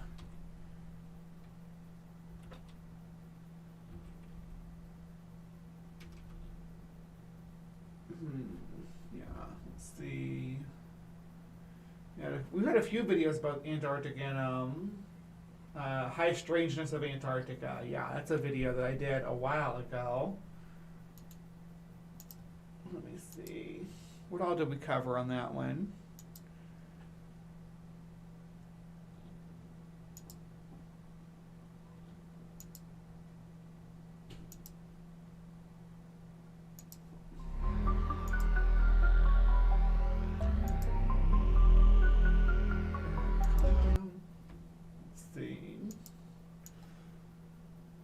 Taking its sweet time loading. Hold on. I don't know why it's got a big gray box in front of it. We're gonna reset. There we go. Still using some old school stuff. Look at that. That's, yeah. That was looking pretty. So it seems like a lot of this stuff is need to be revisited. There's the bloop. Yeah. Alright. I'm not going to watch that because I don't like the way I look there. So. Anyway. Antarctica is a fascinating continent. And we don't know enough about it. We should learn more. But we should definitely find monsters there to help us end this timeline. Or reset the timeline. Or something. Let's be able to, let's do that. Let's be able to do that. All right. So that's been Cryptic Corner for you. Talking about the bloop. Were you familiar with the bloop before this? Had you heard about this phenomenon? Did you already know that did they figure out what it was? That it was an ice slide and all that? Did you already know that, or is this all coming at you brand new? Let me know in the comments down below. And yeah, please remember to be kind, take care, and we'll see you next time. All right, my beauties and bees. It is a pleasure to see so many friendly faces in the side chat tonight, or today, or this morning. Depending on where you are, I guess it could be tonight or this morning, but regardless, I appreciate all y'all for showing up, right? Appreciate all of y'all for being here every week and helping a girl out and enjoying my content, making me feel like I'm not just farting into the wind, as relevant to the conversation in the side chat recently. But right, got that open. There we go. But the future of the show is still looking favorable at this point. I am, as you may have noticed, leaning much more into the debunking woo and silly stuff than politics or religious stuff. Not that I was ever really heavy into that on this channel anyway, but I've kind of, I'm at the end of my ropes with it all, I guess I should say. I'm stressed out. I'm having anxiety attacks. I'm having super long depressive episodes. It's been a lot. I like to feel like I'm on the rebound from a lot of the stress related stuff, but I can't promise that. But so right now, I'm putting Charlatans Web and stuff on hold. This is the only live show I'm going to be doing on this channel for a little bit. Doesn't mean forever, but for the time being, I'm going to keep it to this and then editing parts of this out. The transpositions, on the other hand, we're reformatting a whole bunch of stuff. It's taken way too long, but with all the other shit that's going on in my life, I'm sorry if that's something you were needing sooner. I have to work through shit with my own demons first, I guess is the best way to put it. And I think I'm getting there. I've been in talk with Ember and talking about what we're going to do moving forward. Obviously, our sports team, which is Carly and Steph, are going to be doing their own thing too. I think that we are going to divide it into two evening shows, one specifically about trans sports and then one which is going to be trans news and entertainment stuff. So that's the plan. But how long it's going to take me to get my feet underneath me, I can't promise anything. And I've made other channels before that fell on their face. I did run the transpositions for a full year at the format that we were using, and it just didn't work. It didn't pick up any viewers. The only people that were watching our stuff were our friends and our haters, the people who wanted to hate on us. So we weren't really getting the traction that I wanted. So we need to reformat. We need to reformat and realign ourselves. But right now, I just wanted to put that out there. So moving on from Cryptic Corner, we're going to be popping over to this is going to be fun, to a topic about digging up biblical giants. And yeah, you heard that right. So, yep. I will see you all over there after this intermission where I take a potty break. Now gather round, children. I'll tell you a tale about valiant squid and some bloodthirsty whales. A battle that rages deep in the blue sea, far from the surface, from you and from me. Squid and whales in the battle of the century. Squid and whales were determined to conquer the sea. Suction cups and giant beaks, first dorsal fins blubber and meet some giant squid with giant eyes versus sperm whales of massive sizing, suckers, hooks and tentacles against the earth's largest mammals, the mighty titans of the sea in battle for their destiny. and the cephalopods sing. Squid and whales, squid and whales, squid and whales, squid and whales, squid and whales, squid and whales, squid and whales, squid and whales, squid and whales, squid and whales.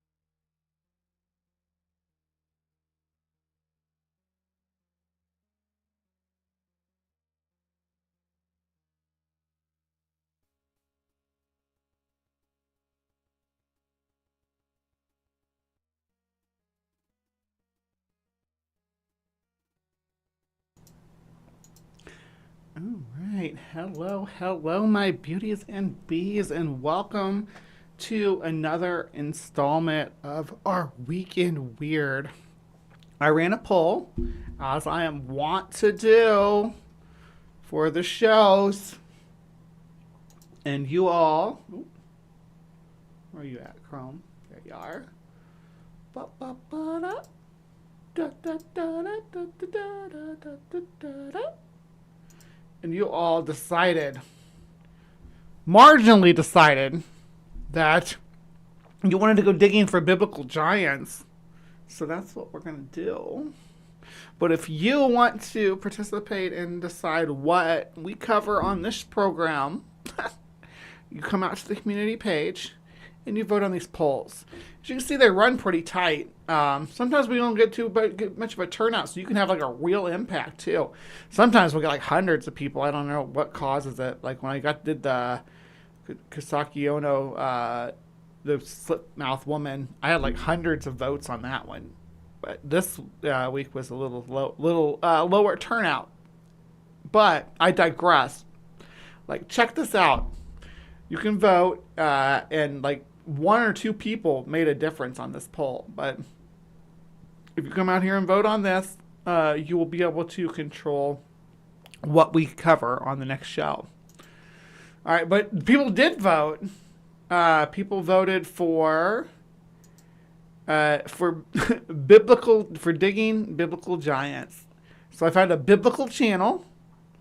The Snipe Life talks about biblical stuff, right? Now, I'm not a biblical scholar, but I am a cryptozoologist, and giants are in my wheelhouse, right? A lot of things from the Bible are in my wheelhouse as a cryptozoologist,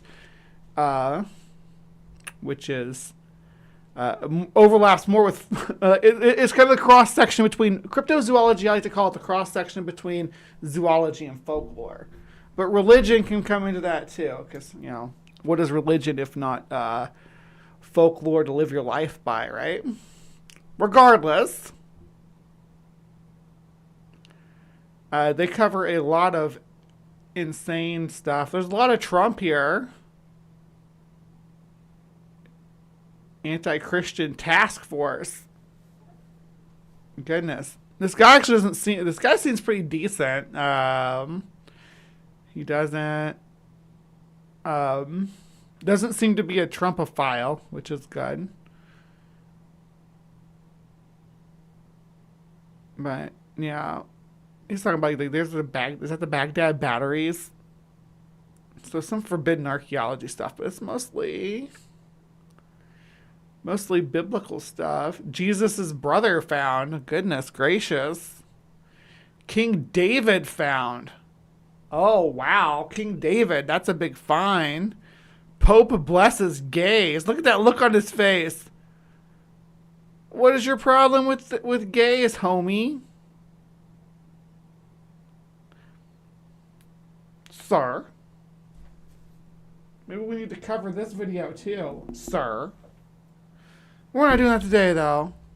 What we're covering today is the insane, absolutely insane evidence of giants in Israel. This is him reacting to a actual biblical archaeologist called Expedition Bible. But I like this guy better. Now I'm kind of, after seeing his thumbnail and his reaction to gay people, I'm kind of grossed out by him now. Way to go, buddy. Way to go. So what are your thoughts on giants in Scripture? Well, we have a lot of evidence for giants, obviously, in Scripture, including the Nephilim, David and Goliath. There's a bunch of different things in Scripture that point us to them and show us that there's these giant beings that have these different reasons for being there. But I've personally never seen a giant in real life today.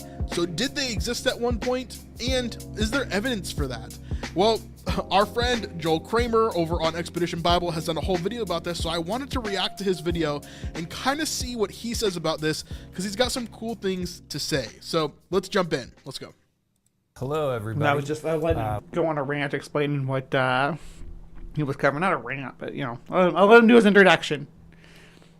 Welcome to Expedition Bible. I'm Joel Kramer. Today I want to cover a very interesting subject. The Bible talks about giants and the descendants of giants having lived in the biblical land in ancient times. And so is there anything that's been found in the archaeological record that provides evidence for these historical giants? And this is why I love Joel so much. Again, I've never met Joel. I've never seen Joel in person. I don't think he even knows I exist. But this is why I love Joel, because he thinks... oh, sorry. I'm dying a little bit. 1 second. See how I just muted my microphone a minute ago? I was coughing. Just food for thought. I know I have coughed in your all's ears, but I never just like turn around and be like, and this is edited content too. This isn't live. Why'd you leave that in to the final cut, Bobby?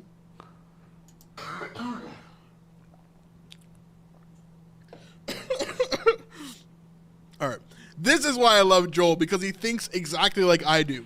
He thinks logically about the situations. He thinks, where does the evidence lie? And what is exactly and how can I rope the Bible into it? That's the main thing, right? Happening in this world. If giants did exist, then the archaeological evidence should be there somewhere. So let's take a second, let's look for it and look at it from the lens using the Bible as a treasure map to get there. I love the way that he thinks about this, so let's jump in. The Bible is a treasure map. Look at the Lost Giants of Enoch. Was a video I did a long back in 2020. Oh my gosh, I can't believe I've been doing this for that long. Holy shit. September of 2020, December of 2020. Oh my gosh, I haven't covered biblical giants in a minute. In this video, we're going to look at a discovery that was made in Israel of a horde of giant metal weapons. This huge spearhead. Why was his audio out of sync so bad? Head that is 66 centimeters long was found right here where I'm standing.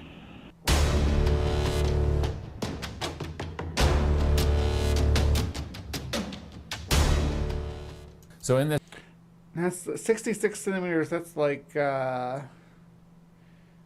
for Americans, it's gonna be 2 foot, like 2'3". So not that long. I'm trying to think of something that's close to that length. So about 2 foot. You don't know what 2 foot. It's just a little over 2 foot. Yeah. this aerial footage, you see in the background the Mediterranean Sea, you see the town of Kfar Monash, and then you see the agricultural field where in 1962 this horde of giant metal weapons was discovered. Okay. So this is right near the Mediterranean Sea, but it's obviously from an Old Testament area here that would have been here. I am in the field near the Moshav Kfar Monash, and right here is where the report. I love when they use giant weapons as evidence and giant like tools and stuff.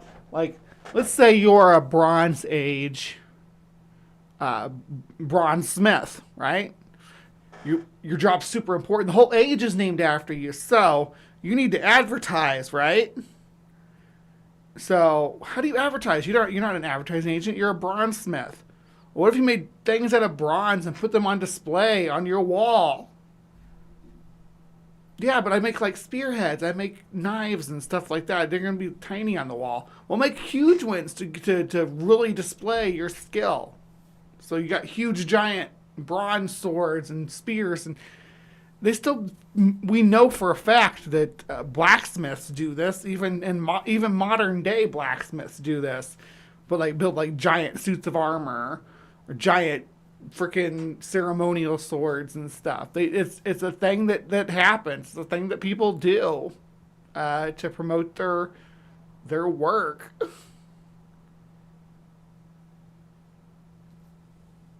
Out in 1963 says that the horde of metal objects, including tools and weapons, and including these four mass. Yeah, it's 2 foot long subs, and then you put your cookie at the top. That's how. So 2 foot long subs from Subway, with the I'm gonna go with the strawberry cheesecake cookies. Those are the best ones in my opinion. And just put those on the end. That's how long the spearhead was. Of spearheads, according to that report, they give a map there, and this is the exact location of where that horde was found, all the way back in 1962.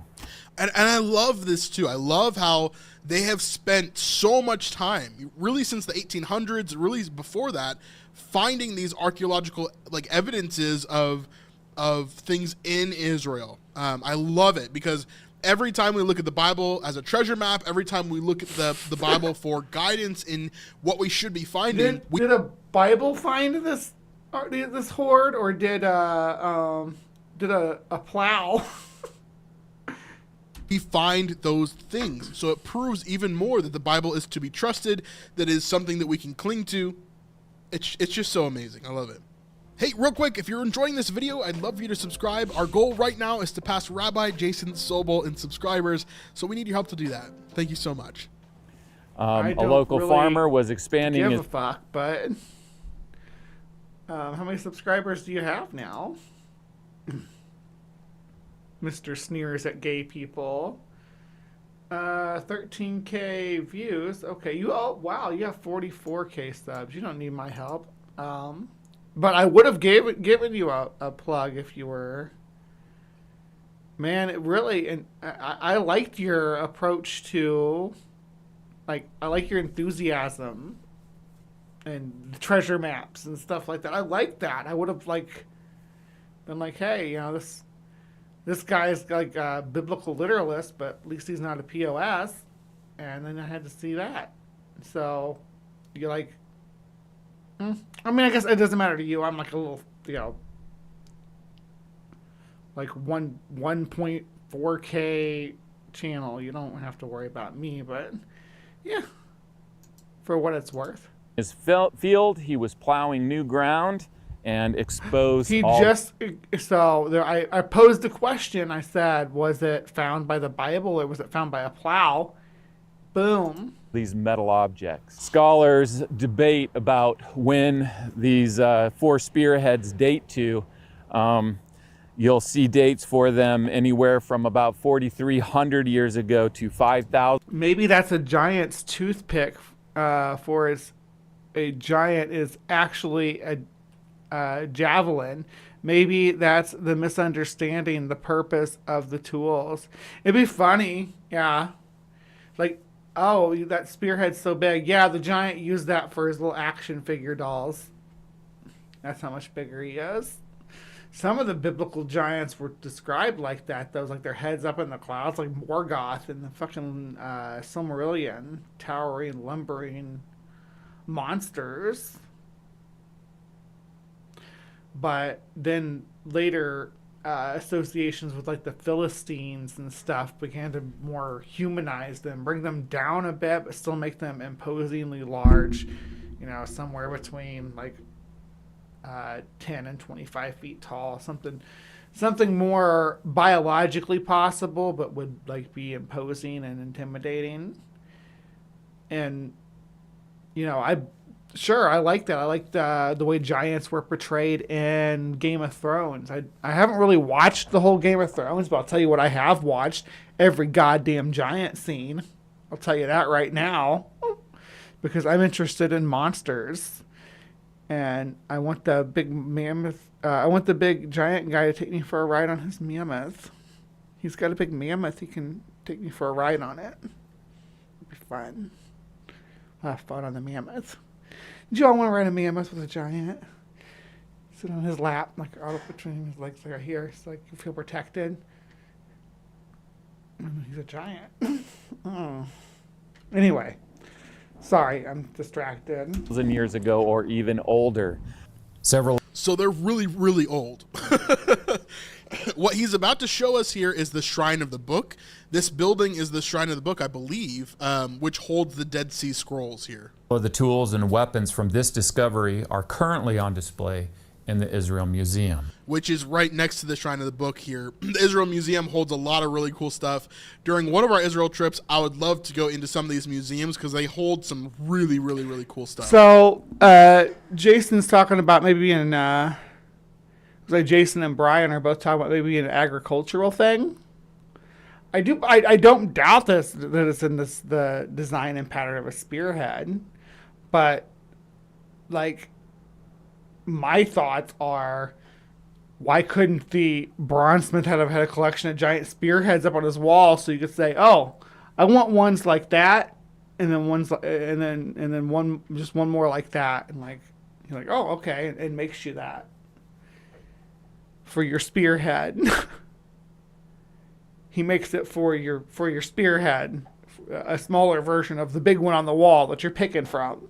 Why can't we wrap our head around that? So I'm here in the Israel Museum, and just up here is the hoard of tools and weapons made of copper that were found at Monash. And here we have the most impressive part of this collection, which are these 4 giant spearheads. That literally looks like something you'd have up on your wall if you were a bronzesmith and say, these are the types of spearheads that I can make for you. And people pick it and you say, how big would you like it? And they give you the measurement and you make it that size. And I imagine making one this size would be like super expensive. So like nobody would actually ask for one the size of the display piece. I just speculate on how barter worked back then. Right? These are really cool looking. Would look really cool hanging on the wall of your bronze shop. Right? It would be, harder for people to steal because they're not, pocket sized. Yeah, there's a lot of reasons why these things exist. The largest one there upside down. This is the largest spearhead ever found in the land of the Bible. Of course, it's back behind me in the display, so it doesn't look so impressive. So what I'll do is I'll cut the size of it out of cardboard. It looks impressive if you're able to scale with your eyes. It is impressive. All these things are impressive and cool. To give you an understanding of how huge it actually is. Yeah, it's really hard to get a grasp of exactly how big it is through a lens here that's kind of distorting the image and not showing you exactly. 1963, after the study of this hoard of weapons that were found in Monash, the official journal article came out. I'm just I'm just not going to argue with the archaeologists if they say those are spearheads. I'm just gonna be like, okay, I believe you. Like, I don't have any reason to doubt them when they say, hey, the way that this is shafted and shaped and everything, it is a spearhead design. This is made to be a spearhead. I'm willing to believe them. I'm willing to take that at face value. If that's what the experts in the field say, I'll take that at face value. What I will not take at face value is that they were spearheads made for giants.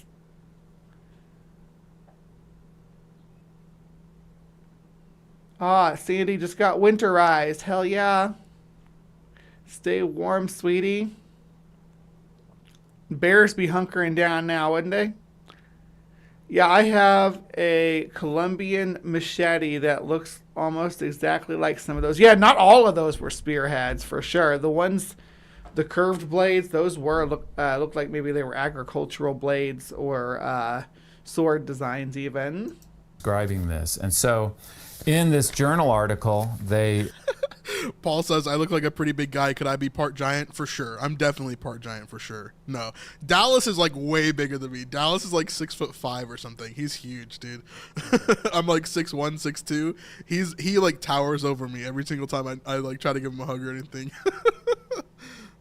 they give the drawings of the 4 spearheads that were found, and then they give their dimensions. So what I did is I just took those dimensions and a piece of cardboard and cut out those dimensions, because when they're back in a case and back behind me when I'm talking in the Israel Museum, they look very small. And so this will give you a better perspective of just how big they are. This is the smallest of the 4 spearheads. That doesn't look all that out of range for a regular spear. And the others kind of, to me, if I had to speculate if they were actually had a use other than a display, was we have pole arms now, right? Like even in modern times, we have pole arms. And some of the pole arms that were that came around had some pretty damn big blades on them. Found at Monash, it's 13 inches long, and so it is considered in the journal article as a huge spearhead. And so I went around the Israel Museum comparing the size of the smallest spearhead to the other spearheads that were displayed elsewhere. And many of the other spearheads were about this much smaller than this one, quite a bit smaller. Here is on display more spearheads from the Bronze Age. So take a look at these like normal looking spearheads, right? And then we'll compare them to the size of these massive spearheads that we're going to look at in a second. He is also going to talk to us about how some people believe these to be decorations and how he believes that's probably not the case. These are typical spearheads. You know, they look maybe... Of course it's a good size, Jason. Don't ever let anybody tell you anything different. 6 inches long, 7, 8 inches long at the most. And so this already is considered a huge spearhead. 2 more spearheads that are within a ½ inch of each other were also found, and you can see the difference in size. However, the largest spearhead that was found in the Monash hoard is this one. Now, Oh, again, boy. I just took the length of it from the drawing. It would be more So like to a pole arm, right? To me, it looks more like a if it was actually going to be used for something, it'd be used for like maybe crowd control. With it, like in combat, like frontline crowd control to part enemies this way and that way, like what they call a bardish was used for. And these were big pole arms like that were also good for anti-cavalry units because they're hefty enough to take a guy off the back of a horse. They had to have some heft behind them. But bronze is not a good material to make something like that. Even at this time, it would have been more responsible for more effective and less likely to just be damaged immediately if they cast it around something, like if they cast it around a wood or stone, something like that. Perspective to this, imagine somebody attacking Joel, right, who's a pretty big guy, right? Imagine someone attacking Joel with this spearhead, right? Like it would like cut him in half if you could even wield it because it's so heavy, right? It's a massive. Bronze is pretty light by comparison to a lot of the modern metals we use. That's the thing too, is it's really ductile. So having it, the wider you spread it out, or not ductile, ductile is to pull into wire. Bronze is ductile a bit, but it's malleable is the word I'm looking for. Malleable is like the ability to be rolled into like a sheet, but the sheet is super fragile. It's not strong. Bronze. That's why bronze swords, a lot of them bend really easy. Take big chunks out, like when you find them, they got big chunks out of them and stuff. Malleable, yes. That's the word I'm looking for. But because they're so malleable, when you get to a certain width, you got to put some kind of structure underneath it in order to make it rigid enough to withstand any kind of force. Because it'll tear, I guess. It's not as strong as even a tin roof. Massive spearhead. So, yeah, let's talk through this. 66 centimeters, that's 26 inches, and you just see how massive this spearhead is. There is another spearhead that's only 6 centimeters smaller than this one that was found at Megiddo. So these aren't the only giant spearheads that have been found. See, these are the ones that I'm like, yeah, maybe it's a display piece and not something that's actually getting used in like any kind of practical sense. Because if it was ever used, it would be damaged because it's bronze, and bronze, when you roll it out like that, is Anyway. But this is the largest one that's been found in the land of the Bible, and it's just absolutely massive. So when you're looking at this hoard of spearheads, then you start to realize what they're writing in this article and how true it is. Like, for example, the authors of the article say of these spearheads that they're the most remarkable group among the Monash finds, and they describe them as massive because that's what they are. We have a parallel of these spearheads in the biblical text. If we go to 2 Samuel chapter 20. Aunt Jur, how big does a spearhead have to be to satisfy you? I'm trying here. They're the biggest ones I could find. 21 verse 16, we're introduced to this warrior, and we're given his name. His name is Ishbi Benob, and then he's described specifically as one of the descendants of the giants, whose spear weighed 300 shekels of bronze. Yeah, I love this measurement that they give in the Old Testament. They give this a lot, where it's like a measurement in shekels of weight, so that everybody would know exactly how much something would weigh specifically in terms of the money that they would carry. It's really, really interesting. Isn't that interesting? We're not given his size and his weight, but we're given the weight of his spear, and it's talking about his entire spear. Now, if we take this, the largest of the spearheads at Monash, this spearhead alone, just the... Why is your spearhead so uneven? I could also see these being like mounted on the front of like shields, like big blades like that, like embedded into logs, like a plank of logs with the bronze spikes on the front of it.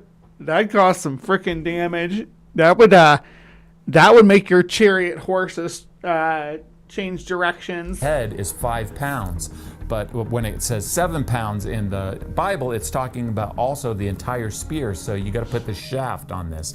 Imagine how big that shaft, that pole must have been. Imagine how big that shaft, that pole must have been. Imagine it. On a spear this big, it would have been much taller than a man. It would have weighed at least 2 pounds. It would have weighed probably much more than that. This is probably a bigger spear, a heavier spear than the one that's described in 2 Samuel 21:16. Yeah, crazy. This article is... But like, you can also have a team of men hold it rooted into the ground to face a cavalry charge like they did in Braveheart. Remember the scene where he's like, we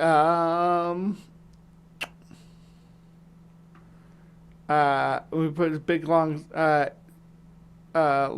pikes, and he's like, how long? And he says, twice as long as a man. And he says, well, how long is that? Some men are longer than others. Yeah. Is the authors write this: the spearheads bear signs of use, especially the heaviest, which is bent in one spot and worn in several places along the edges. Okay, so they're saying that these spears bear the evidence that they were used as spears.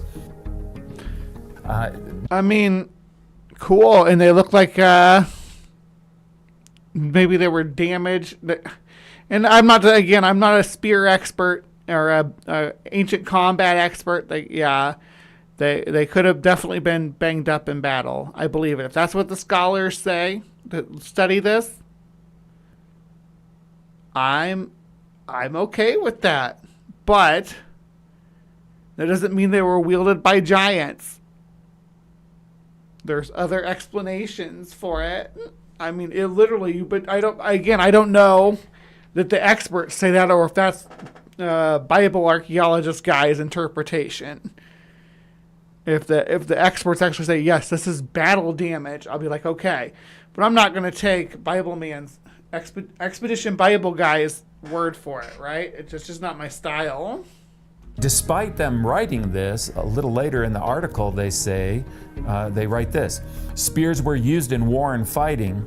In the case of the Monash spears, however, their unusual size and weight would appear to be an obstacle rather than an aid to anyone carrying them. Right. So they're saying, okay, we found these gigantic spears.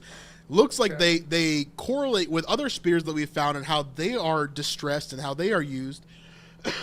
However, logically, there's no way that these could actually be spears because no one would ever be able to wield them, right? Without thinking of descendants of giants or thinking about how giants would... Or doing a ceremony about vanquishing giants. How about that? That's a thing you might make giant spearheads for too. Or like Aunt Jur says, Equus says, like a statue. Equus is an archaeologist, they said. Large statues with large weapons.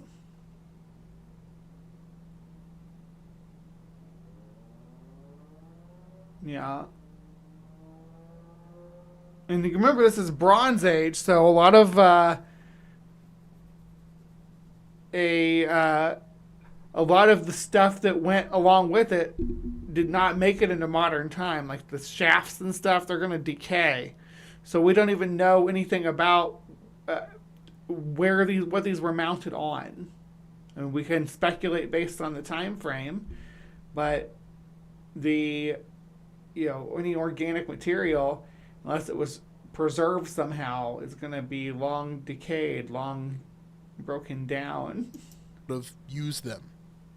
We would like to suggest that these heavy spears may have been Archaeobotany, that's badass. I love archaeobotany. Like finding like seeds and stuff in ancient ruins. Have you done that? Have you been like on location? You gotta tell me more about your exploration at some point. Like I love, there's been so many myths and stuff that have been debunked with archaeobotany, and finding.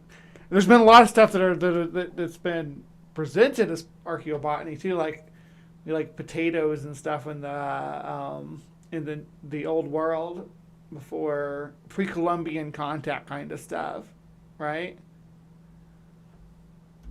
in yet another way. And so they go on to suggest that these were decorative in nature. They were used as decorations.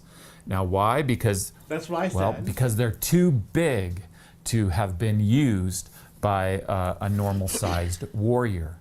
Okay, now you have to keep in mind that and because it's a practice of bronzesmiths to make large versions of their wares to hang on the walls of their shop. It's also a thing of blacksmiths. Yeah. Like, we have giant wooden spoons and giant wooden forks that people hang on their restaurant walls. This is not like a obscure practice or anything. I've eaten in a giant teacup. I've eaten lunch in a giant teacup. Stop. Does that mean that the fact that I ate lunch in a giant teacup, does that prove that there are giants that drink giant teacups? Like the giant spoons, the giant forks, giant fishing hooks. Most scholars are secular, including the authors of this article. They don't believe in giants. They don't believe that giants existed and that they're historical. And therefore they have to give another explanation for why these massive spearheads were found. And so they must be decorative. Keep in mind that earlier they had said, and especially the biggest one, had evidence for being used as a spearhead. This interpretation has to do with worldview. Yeah, John, I hear what you're saying. I've heard bullshit lately that the Egyptian kings must have been giants just by the size of the drawings of said kings being of a larger size than the servants, right? Like, yeah, because they're the king. They're trying to reflect their status by giving them a bigger image than the servants. So silly. There's a blacksmith in Virginia has a 3-foot wide horseshoe, therefore giant horses in Virginia. That's exactly what I'm talking about. That's exactly the kind of thing that comes to my mind. Blacksmiths with the giant horseshoes, or the giant, sometimes they'll have the giant hammer and hang on the wall. They'll have or on display above their door. They're like unreasonably large. If you don't believe in, if you believe giants are fairy tale beings, then you're not going to interpret this as evidence of giants. And I find this is the case with a lot of biblical things too. Like, like we see this all the time because people are like, well, people can't raise from the dead. But why is there so much evidence of Christ being raised from the dead, right? So people that are trying to... I really think that the little country-themed restaurants with their giant plates or giant forks and spoons is clear evidence that Paul Bunyan once roamed this great frontier land and he cleared the forest for settlers. I think that's proof. It's like walking proof. Think about this logically and think about it because the worldview cannot include resurrection. They try to explain all these different things in different ways. Like, why would all the apostles die for their faith if Jesus was not resurrected? Like, there's this hilarious skit, I think it's from Babylon B, where Peter gets all the apostles together after Jesus dies, and he's like, man, Jesus died, and they're all like, yeah, man, oh, this stinks, blah, blah, blah. And he's like, oh, I have a great idea. Let's steal his body. Let's go and run away and proclaim the gospel and do all these things. And they're all like, yeah. And so the mystery of the missing corpse is not compelling evidence of resurrection to me. That's just my opinion. Like, bodies disappear. People steal bodies, especially of politically significant figures, or people who are publicly executed. Sometimes people who are publicly executed, their bodies get dispersed piece by piece to the crowd. Yeah, it's not out of the question. The mystery of the missing body does not compel me. Like, what do we get out of this? Like, what's the goal of this? You know, if he wasn't the Messiah. And he's like, oh, we're all going to die horrible deaths. And it's like, yeah, that's very true. Like, they all died horrible. Bro, get back to the giants. Horrible deaths. Like, what do they get out of this if Jesus was not the Messiah, if he was not resurrected, if all these things didn't happen, when there's so much evidence for it, including eyewitness after eyewitness after eyewitness? There's no eyewitnesses. There's no recorded eyewitnesses at all. There's references to 500 witnesses within the text itself. It doesn't... See, now you're getting me derailed, talking anti... Oh, boy. There's no witnesses, okay? There's no written account of any of it. The Gospels were written, oh my gosh, decades and decades later. And we don't know who wrote them. We give them names, but that doesn't mean that, like, Mark wasn't written by Mark. John wasn't written by John. So we give them names just to help better identify them, but that doesn't mean that they were written by actual witnesses of the resurrection. There's no witness accounts of the resurrection. Him after he died. Like, there's so many things that build up to that. And so if you do not have resurrection in your worldview, then you'll never be able to understand the resurrection, because you're just going to shut it out no matter what, right? And so, yeah, Joel's definitely correct here. If you never can think of giants in your worldview, you will never think of them as a solution to I do think of giants in my worldview. Humans can get pretty freaking gigantic. We've had giants. We've had people with gland stuff that makes them get gigantic. We know what it looks like and what happens to the human body under those conditions. Real question that you're asking in life. Because you don't believe in them. However, for those of us who do believe in the Bible and its historicity, then we know that giants existed in the ancient past, and when we find giant weapons, then using the Bible, we would interpret them, certainly I would, to be evidence for what the Bible is describing in these descendants of giants. Now, also in the giant wooden spoons are evidence of Paul Bunyan, like I said. Article that's very interesting is this.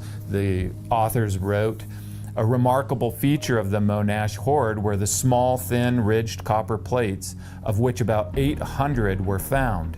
We suggest that these plates are scales of armor. Yeah, and I think he's definitely going to go into this. I haven't watched this video in a long time, but I think he's definitely going to go into how this could possibly be something similar to what Goliath wore, because his armor is depicted in exactly that way. This also has a parallel in the Bible if we just flip back. Could it be armor for a horse?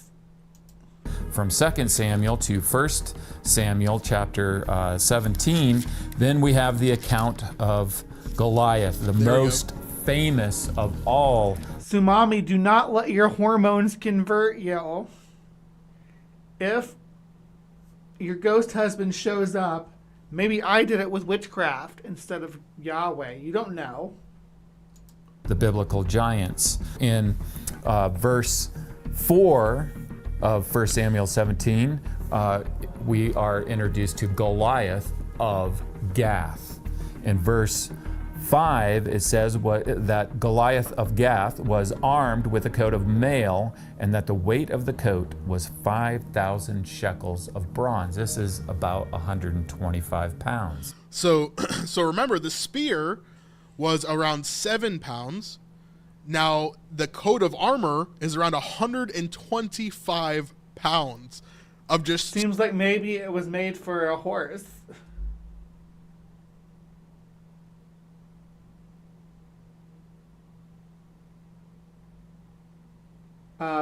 Could be built for, I don't want to say a war elephant, but there were elephants in the area in the Bronze Age. Let me see.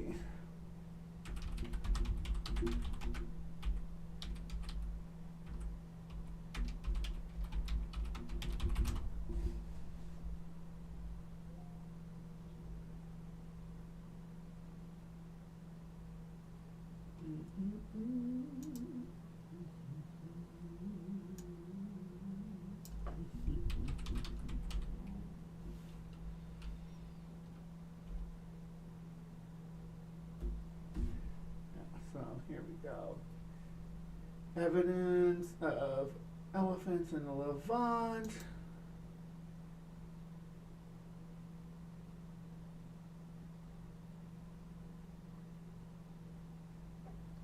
Trying to find it.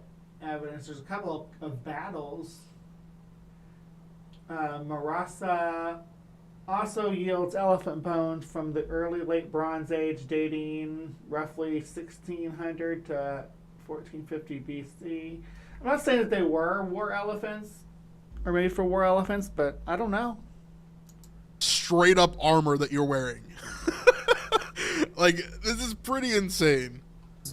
So we have archaeologically... So those are the plates there that would have made up the armor. So they're separated now because the plates would have...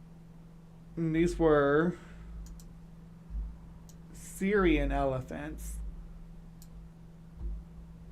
Elephas maximus asurus was the westernmost population of Asian elephants, which went extinct in ancient times.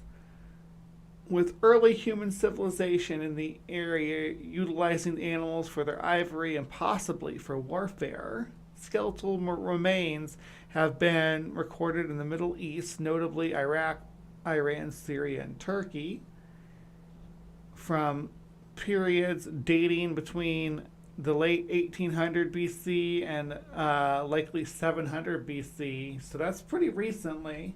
Due to lack of any late Pleistocene or early to mid-Holocene records for Asian elephants in the region, there is suggestion that the elephants were anthropogenically introduced or transported there during the Bronze Age. So this is disputed.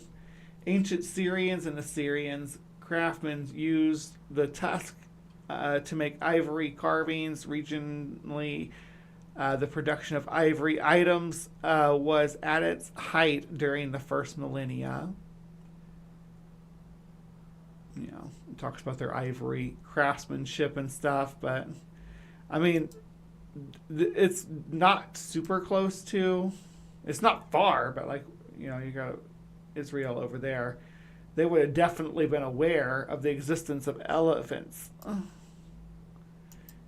And even had their blacksmith, or their, you want to say blacksmiths, their bronzesmiths create armor for said elephants. I'm not saying that this is elephant armor or horse armor or anything else. I don't know, but I don't think it's giant armor. I'll tell you that. Made of metal, but they probably would have been woven together with some sort of cloth or something that would have woven them together right into plates. Obviously, they weren't welded or anything like that, but these plates were made so that they could be kind of stitched together as armor, if you see that. Found at Monash this pile of 800 scales of body armor, and then we have body armor of a giant described in the biblical text. Now, Very interestingly, the authors go on in the article to say this: the only parallel for the Monash scale. Put my cash. I don't think I have a Venmo. I have a PayPal and I have a Cash App. I don't think I have a Venmo. Not that I recall. But my Cash App, I'll put that in the chat. If people want to Cash App me anything. It's like that.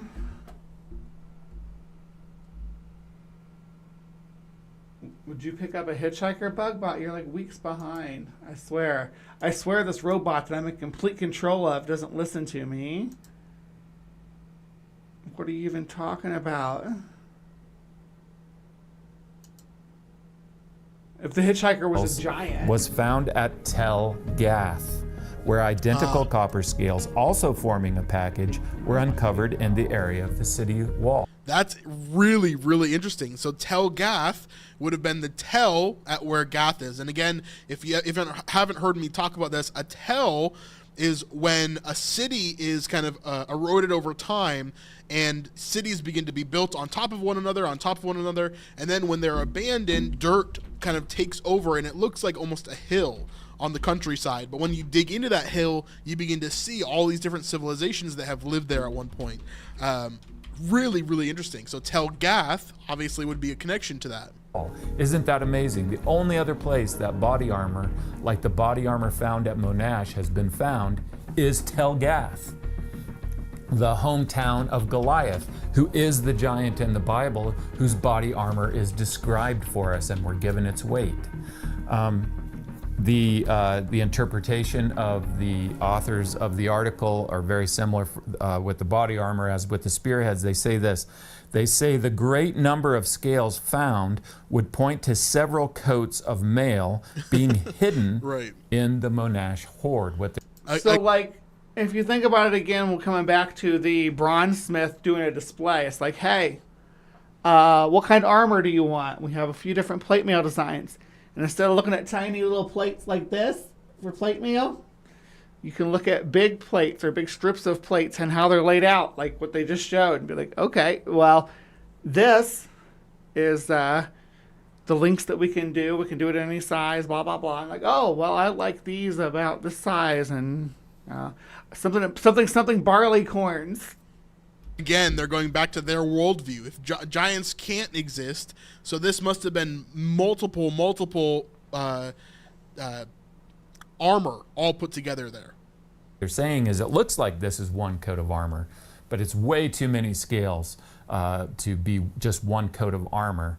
Therefore, there must be several different coats hidden within this pile of 800 scales. Now, that's one interpretation if you don't believe in giants. AI has However, already if you taken do over. believe in historical giants because they're described in the Bible, then this could be the coat of... We always thought that AI would lead to a world where, you know, they would take care of the menial task, and then we would be able to focus on, you know, more leisurely activities like the arts and sport and stuff like that. No, they want to just have AI take over arts completely. Just take it over. Armor for a single individual who, of course, would be a giant or a descendant of the giants. So, in conclusion, here are the facts. We have archaeological discovery at Monash of these massive metal spearheads and body armor. We have a parallel of the huge spearhead found also at Megiddo. We also have a parallel of the body armor found at Monash, found at Tel Gath. We have a match. That's why I interpret this as evidence for biblical giants, because what's been found in the ground is comparable to... I take it as an evidence of early commerce in advertising. What's described in the Bible as the weapons of these descendants of giants. Of course, a secular archaeologist, a secular interpretation is going to not consider this evidence for giants, and so in their case they interpret it as there must be several coats of armor amongst these 800 scales, and these giant spearheads must be decorative. You can make up your own mind. You can weigh the evidence yourself. As for me, I see this as a correlation between the biblical text and what was found in the ground. Where are the giants then?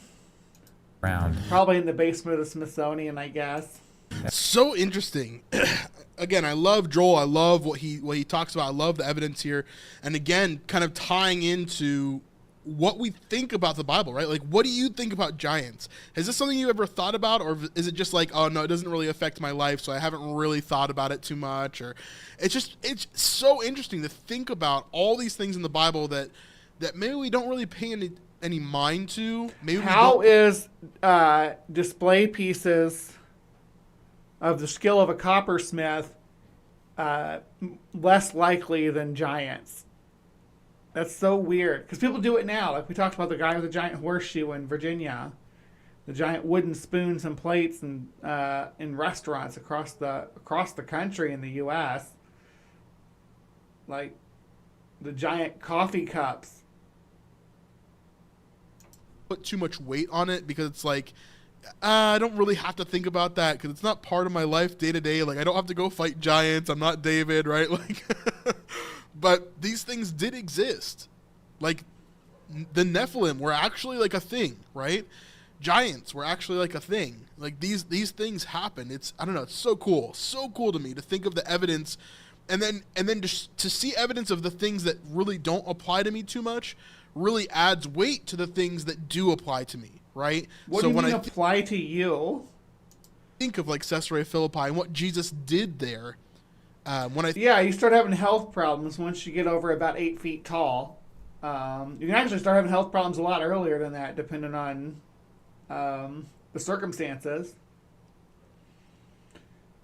And you don't. It's a general rule of thumb is that when it comes to people, is that the bigger you are, the shorter your life expectancy is too. Just in general. Not a hard, fast rule, mind you, but like one that seems to cover populations. Think about Capernaum, what Jesus did there. When I think about Magdala and everything that happened there, like there are so many things that add so much weight to the evidence of the Bible and so much weight to when I read the Bible, right? Helps it to come alive for me. It helps it to really become something that I'm excited to dive into. So if you like this small portion of our live stream, you can check out the whole entire live stream over on our Patreon at patreon.com/thesnipelife. This is by far I will not be doing that because you sneered at gay people. Nope, I won't even show your channel page again because of that. That's unfortunate. Magdala didn't exist then. Okay, yeah. All right, what do you all think? Biblical giants. Biblical giants. Are they real? Did they once stomp across the Levant with giant spears and bronze chainmail armor? And yeah, what does that mean exactly? You let me know in the comments down below if this is something you believe in or think is true. Please remember to be kind and take care, and we'll see you next time. All right, so live from the Hive audience. I will be slipping over into some Breeze bestiary momentarily after this short little interlude, which does include an advertisement for one of my favorite shows on YouTube that you can watch every Sunday night. It's called Bad Science Sunday. It's hosted by our friend and yours, Maya Atkinson. And I'll be back in just a moment.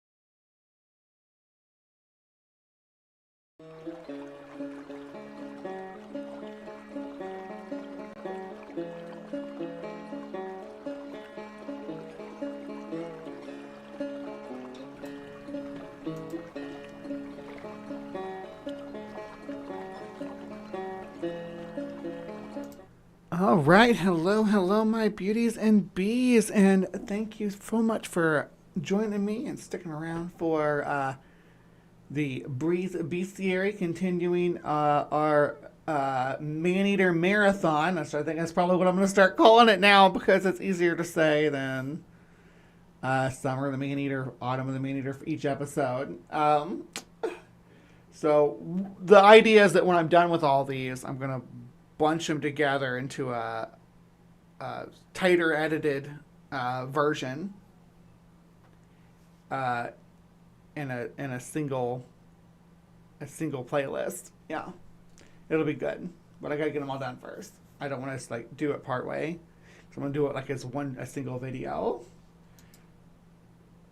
Anyway, and today we're continuing that with coyotes. Now, coyotes not really known to be too dangerous to healthy adults, right? They're fairly small. A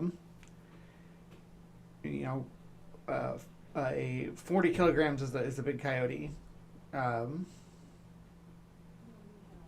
40 kilograms would be way too big for a coyote. How big do coyotes get? That's way too big. I don't know where I pulled that number from. It popped out of my mouth before.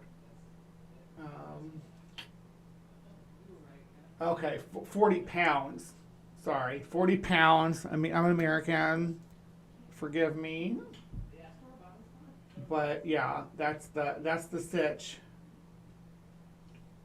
Canis latrans. Here we go. Let's pull that on over. All right, so this is our party here. They're known as the American jackal, prairie wolf, brush wolf, but not everybody calls them coyotes. Everybody pretty much calls them coyotes. Those are just some nicknames from the old days, prairie wolf and stuff. And there's actually a wolf, the Great Plains wolf, that live in the prairies. So that can get confusing too. It is smaller than its closer relative, the gray wolf, and slightly smaller than the closely related eastern wolf and red wolf. It fills much the same ecological niche as the golden jackal does in Eurasia. However, the coyote is generally larger.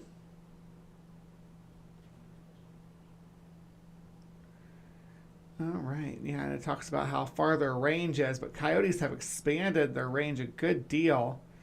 You can see it in this little graphic here.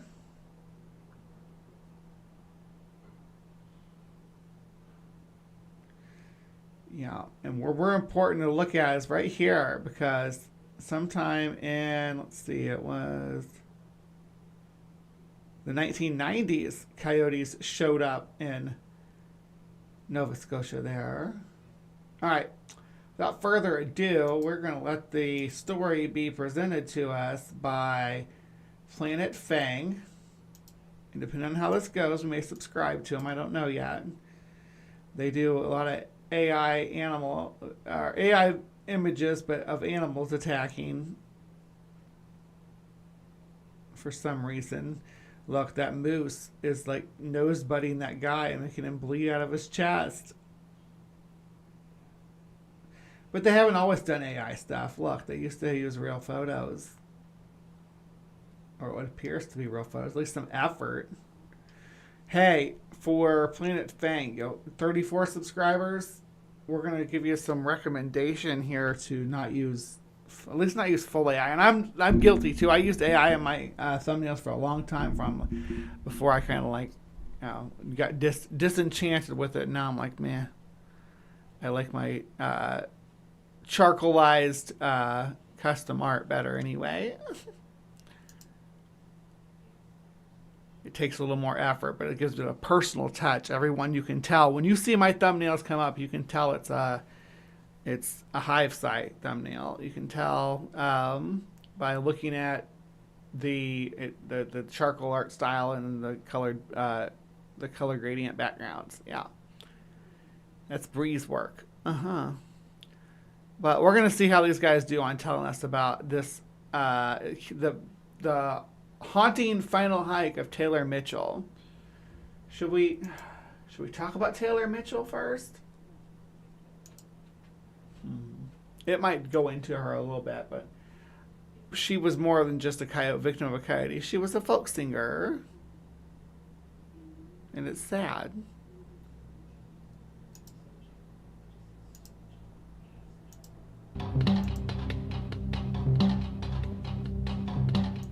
Coyote attacks are considered extremely rare. When they do occur, the victims are usually small children, and the injuries are typically limited to minor bites.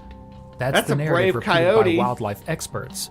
But the story of Taylor Mitchell, a 19-year-old rising folk singer, challenges nearly every part of that assumption. Did what happened to her demand a different understanding entirely? Let's get into it. Long before her name reached stages and streaming platforms, before she set foot on coastal trails alone with a guitar-shaped heart, she was Taylor Josephine Stephanie Lucio, a girl from Toronto with a hunger for beauty and a mind that translated solitude into song. Raised in a home where music was both a comfort and a rebellion, she learned to play guitar on her father's old Yamaha and wrote lyrics in the margins of her textbooks. Her voice was soft. Same girl, except for it was my mom's Yamaha, which I also left with Ian. Hopefully it's taken good care of. It was like an old, like 70s style Yamaha. I still remember the smell of it. It was a smaller, like campfire size one too, or traveling size one, however you want to describe it. But magnetic, the kind that made silence lean in to listen. The city's folk scene took notice of her early on, not for flashy performances, but for the raw ache that clung to her work. Coyotes probably do be liking some lobster if they can get a hold of it, no doubt. Birds. Yeah, I think coyote might be my spirit animal. I don't know. I feel pretty connected with coyotes, but that's if it has to be like a tetrapod, right? If I could be anything else, I'm going to go with like a moth or a spider, probably. By her late teens, she had redefined herself. She took the stage name Taylor Mitchell, and under that name, she released her debut album, For Your Consideration. It wasn't loud, it didn't chart, but it mattered. Each track moved like a diary entry, sparse and soul. I would listen to some of it, but I'm afraid we'll get copyright struck. Critics called it haunting. Fans called it honest. One listener said it felt like a conversation between strangers who understand each other. The Canadian Folk Music Awards took notice. Hey, is that my son's band that you're promoting? Hell yeah. You did that with all my old equipment. Yes, that's my son's band. Thank you. Yes. If you go subscribe, tell him the Hive sent you. Tell him Bree sent you. 2009, Mitchell received a nomination in the New Emerging Artist category. She booked a small tour of the Maritimes, intimate venues, community centers, coffee shops that double as concert halls. Sydney, Nova Scotia was her next stop, but before that, she wanted to walk. I thought I was going to say Sydney, Nova Scotia was her new stage name, and I'm like, no, honey, don't change your stage name to Sydney, Nova Scotia. But apart from music, Mitchell had always sought out wild places, trails, forests, rocky shorelines where she could be alone with her thoughts. Nature had a tempo. It gave her melodies. And on October 27, 2009, she parked her rental car near the Skyline Trail in Petit Etang, Cape Breton Highlands National Park. The afternoon sun shimmered gold over the horizon. It was her kind of day. All right, let's look at that. All right, here we are. And there's the Acadian Trailhead.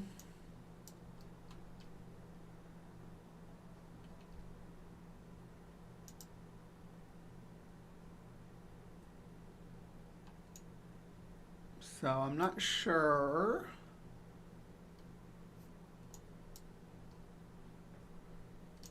where she would have been parked at,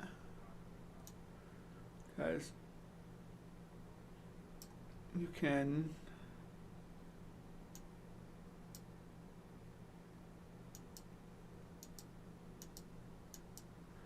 What was the trailhead that they said? Oh, lost my place. Derpa, derpa, derpa. Okay. I'm going to turn the closed caption on, and we're going to... Quiet. Noon sun shimmered gold over the Cape Breton Highlands. Her rental car near the Skyline Trail in Petit Etang, Cape Breton Highlands National Park. The Skyline Trail. Skyline Trail.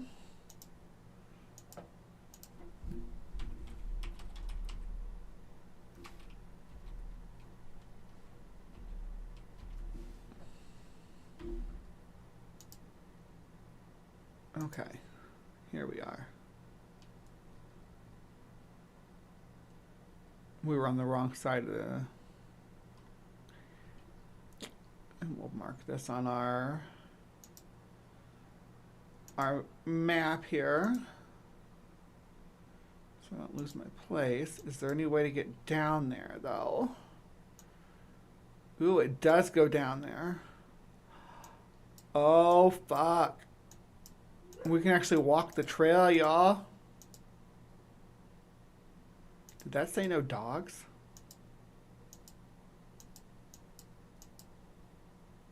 It does say no dogs.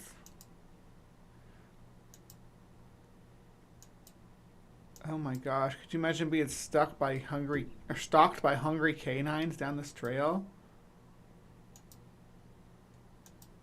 And it was probably, it said it was a sunny day like this too. I'd be tripping balls. Is it a fork in the trail?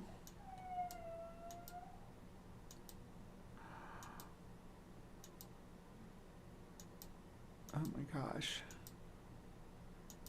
This would be so scary, right? Let's get back to the story, and then we'll continue down the trail. In Petit Etang, Cape Breton Highlands National Park. The afternoon sun shimmered gold over the horizon. It was her kind of day.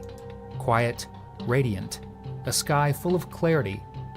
She stepped out of the car, zipped her hoodie against the wind, and tightened the laces of her boots.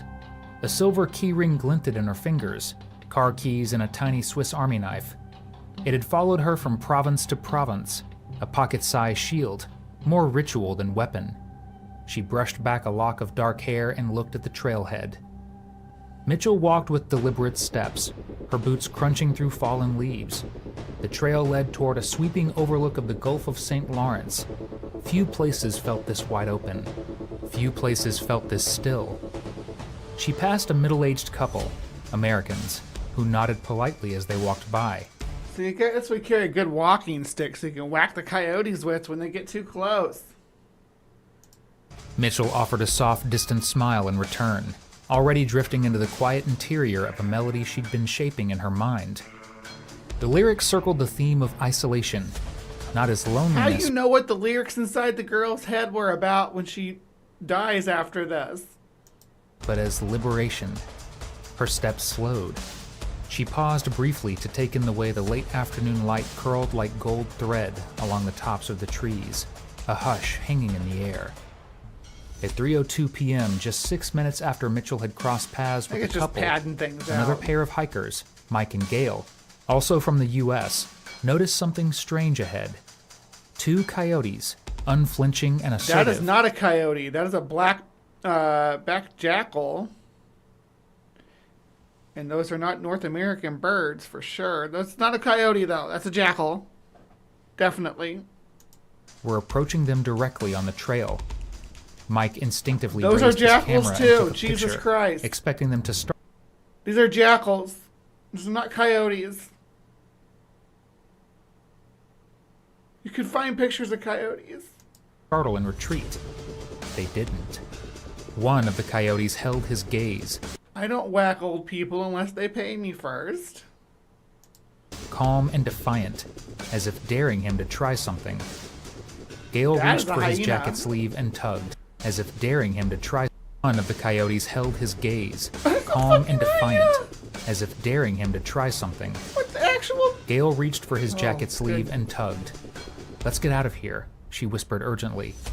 They began walking faster towards the parking lot. Now that's a coyote. Later they would describe how the coyotes moved, Not timidly, not cautiously, but like they own the trail. 6 minutes later, Mitchell encountered them. What happened Unless next? these are coyotes disguised as hyenas and jackals. You like see a hyena, you're like, good thing there's, no hyenas in Canada. That must be a hallucination. And then, it gets ya. Was unclear, but has been pieced together from witness accounts, fragments of sound, and the haunting aftermath. Maybe she saw the animals in the distance and froze. Maybe she instinctively turned to Is that a bat-eared fox or a fennec fox? I think it's a bat-eared fox. retrace her steps. Perhaps she held her ground, unsure what to do. But something changed in the air. An invisible shift from passive to predatory. There's some coyotes. The coyotes didn't flee. They advanced, deliberate and alert. She may have tried to shout, hoping noise would drive them off. She might have slowly... These canines had obviously been fed, too. The ones that attacked Taylor had obviously been accustomed to humans throwing food to them. Backed away, trying not to provoke them. At some point, she may have reached for the small knife she carried. Then came a scream. She may have. Sharp, piercing, and probably unnatural. I It think tore through the still air. Smacking him with the guitar probably would have been better than the knife. But maybe she didn't. I don't think she had a guitar with her, like for real. Like a snapped guitar string. Mike and Gail, now within sight of the gravel parking lot, froze in place. It wasn't the call of a bird or the cry of any woodland creature they recognized. It was too long, too human, too full of pain. Was that an animal? Mike asked, eyes narrowing, uncertainty clouding his voice. See, I knew you could find Dale coyote said without footage. hesitation. Her feet were already moving faster. Her instincts... Was with that slew of hyenas and jackals and foxes. You know what a coyote looks like. Kicking in. Whatever it wasn't right. They reached the edge of the lot where a battered, half-forgotten payphone stood, its paint faded. Neither of them had noticed it earlier, but now it seemed like the only tether to the world beyond the woods.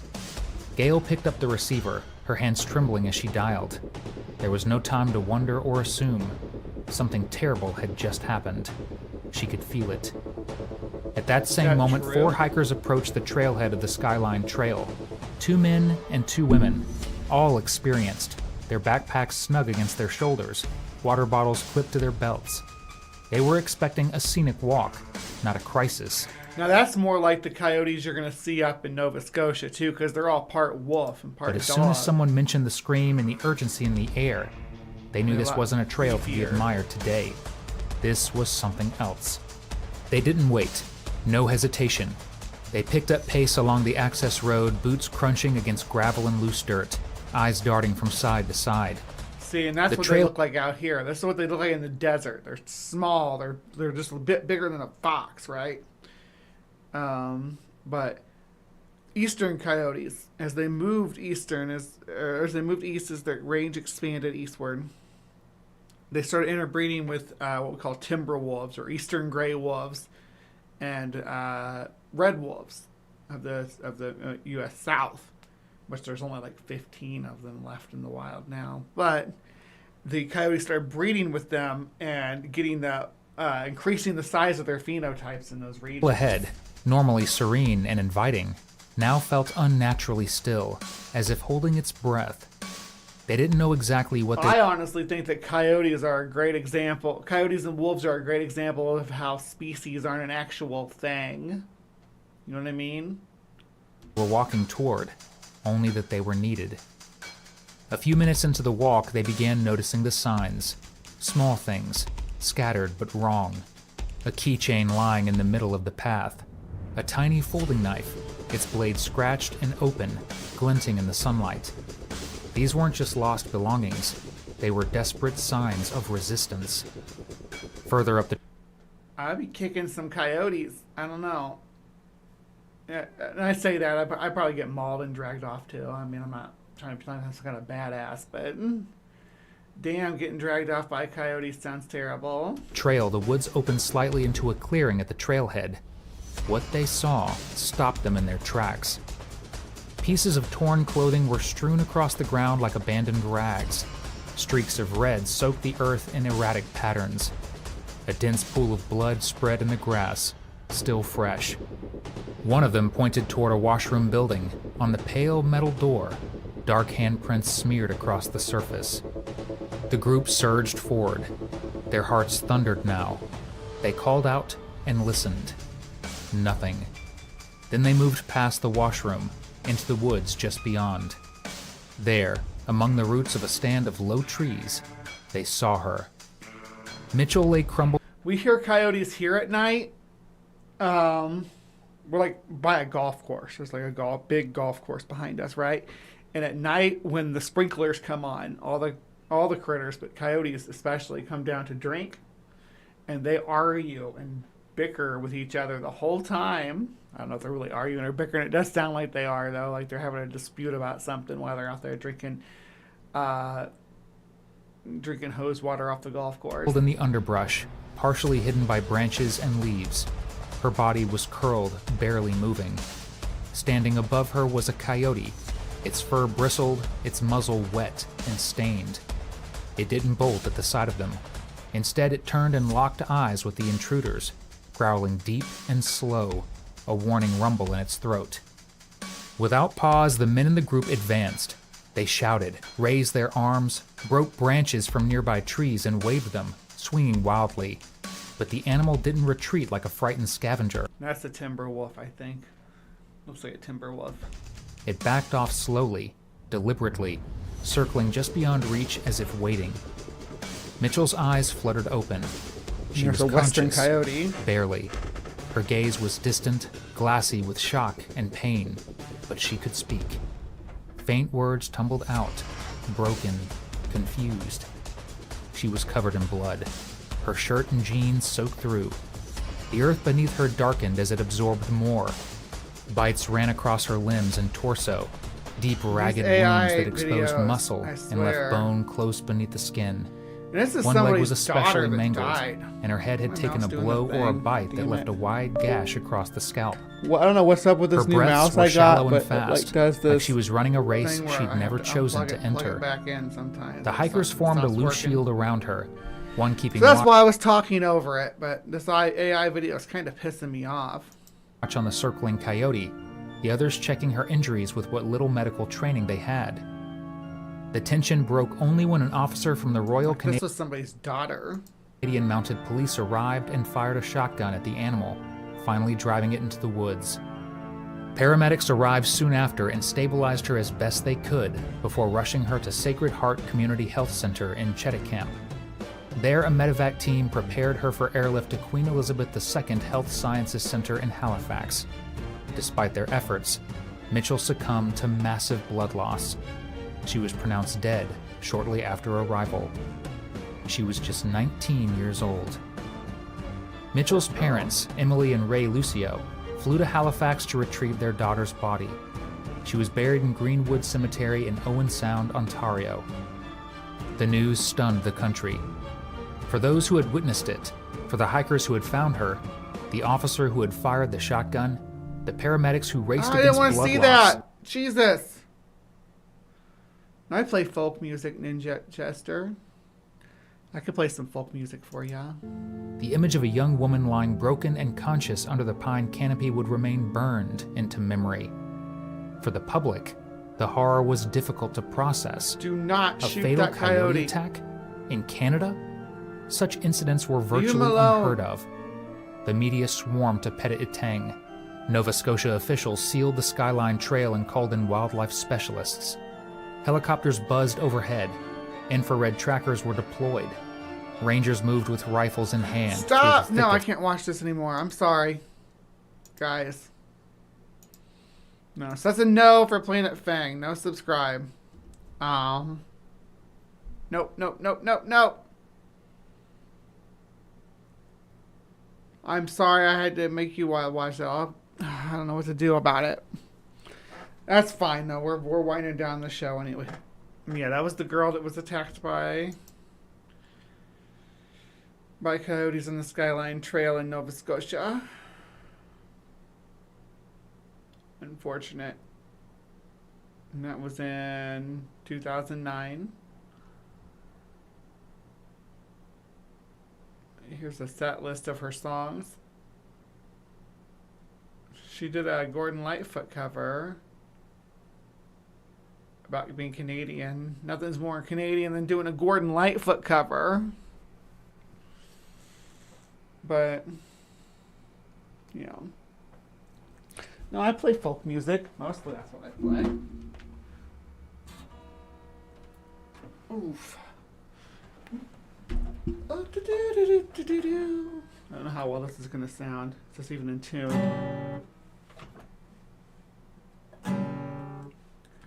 No, not in tune. Not in tune at all. Haven't played since I moved. Let's tighten things up.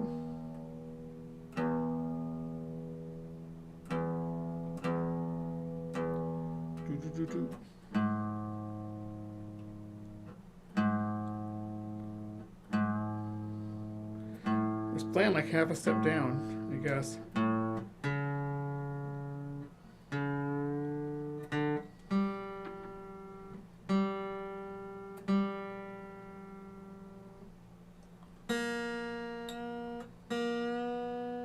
There we go.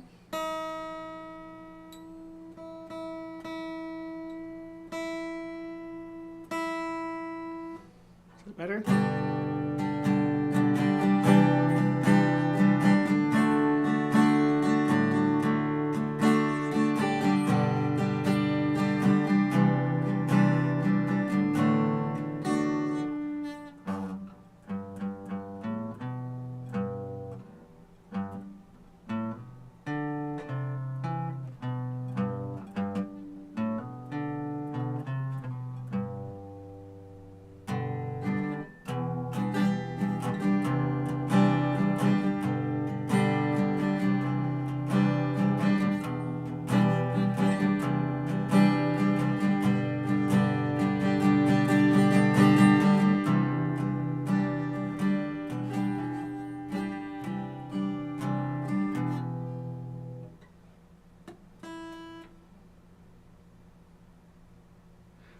Can you all hear it? I don't even know if you can hear that or not.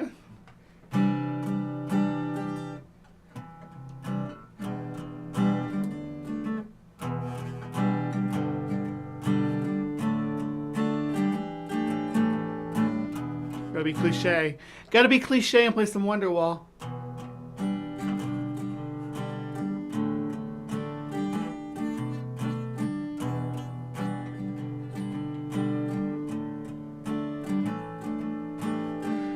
Today was gonna be the day that they're gonna throw it back to you. By now. No, I'm not gonna play Wonderwall. But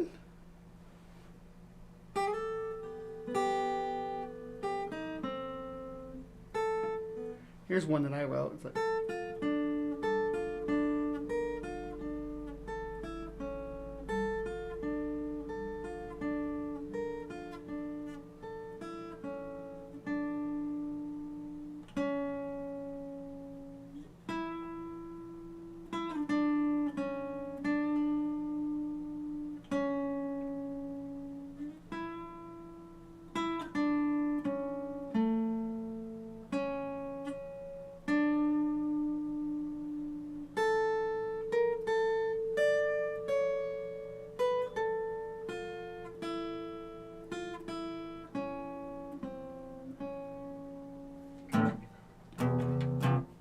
you won't wish you were here.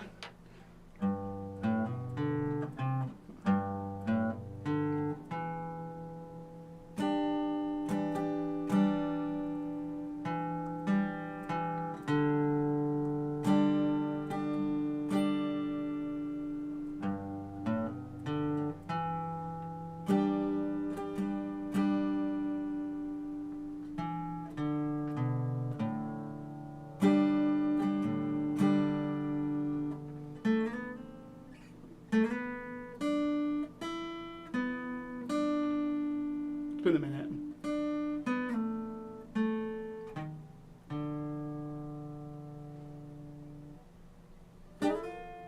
Yeah. Oh, Yeah, I played Oasis. Stairway to Heaven. Oh shit, it's been a.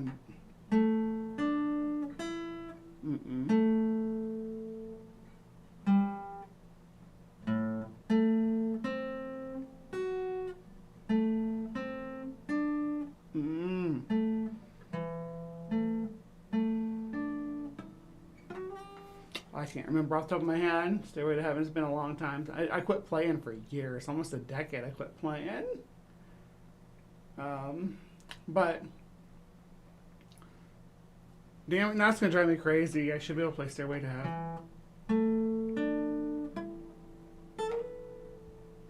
Comes down in here.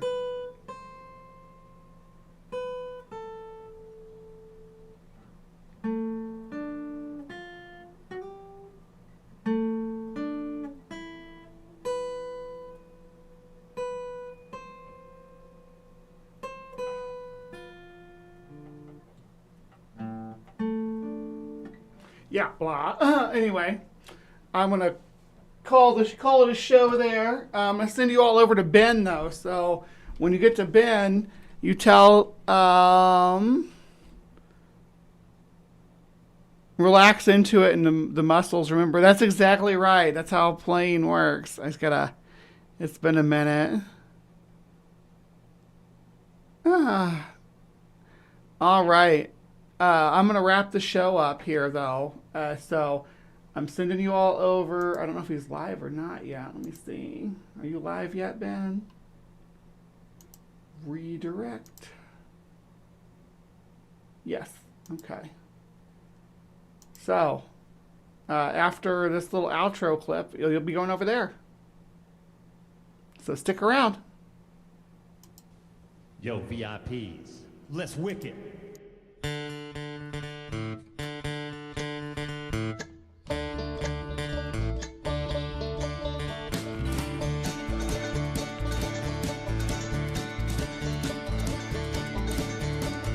Alright, stop, collaborating, listen. Ice is back with my brand new invention. Something grabs a hold of me tight. It flows like a harpoon daily and nightly. Will it ever stop? Yo, don't know. Turn off the light.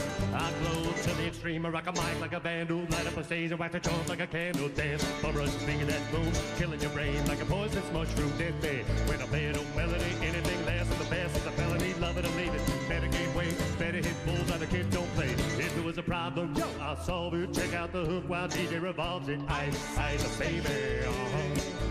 Vanilla ice, ice, baby.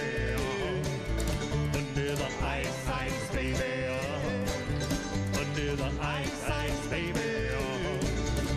Well, now that the party is jumping with the bass kicked in and the Vegas are pumping, quick to the point, no faking, cooking MCs like a pound of bacon, burning them. We're not quick and nimble. Go crazy when I hear a cymbal, a hot top with a boost up gimbal on a roll. Time to go solo, rolling in my 5.0. Rack top down when my hair can blow. Girl is on standby, waving just to say hi. Did you stop? No, I just drove. I kept on pursuing to the next stop, busting left. Headed in the next block, block was dead. Yo, I continue to A1A. Beachfront Avenue. Girls were hot, wearing less than bikinis. Rock man lovers driving Lamborghinis, jealous. Cause I'm out getting my shade with a gauge of vanilla with a 9. Ready for the jumps on the wall. Jumps at the deal cause I'm full of 8-ball gunshots. Ranged out like a bell.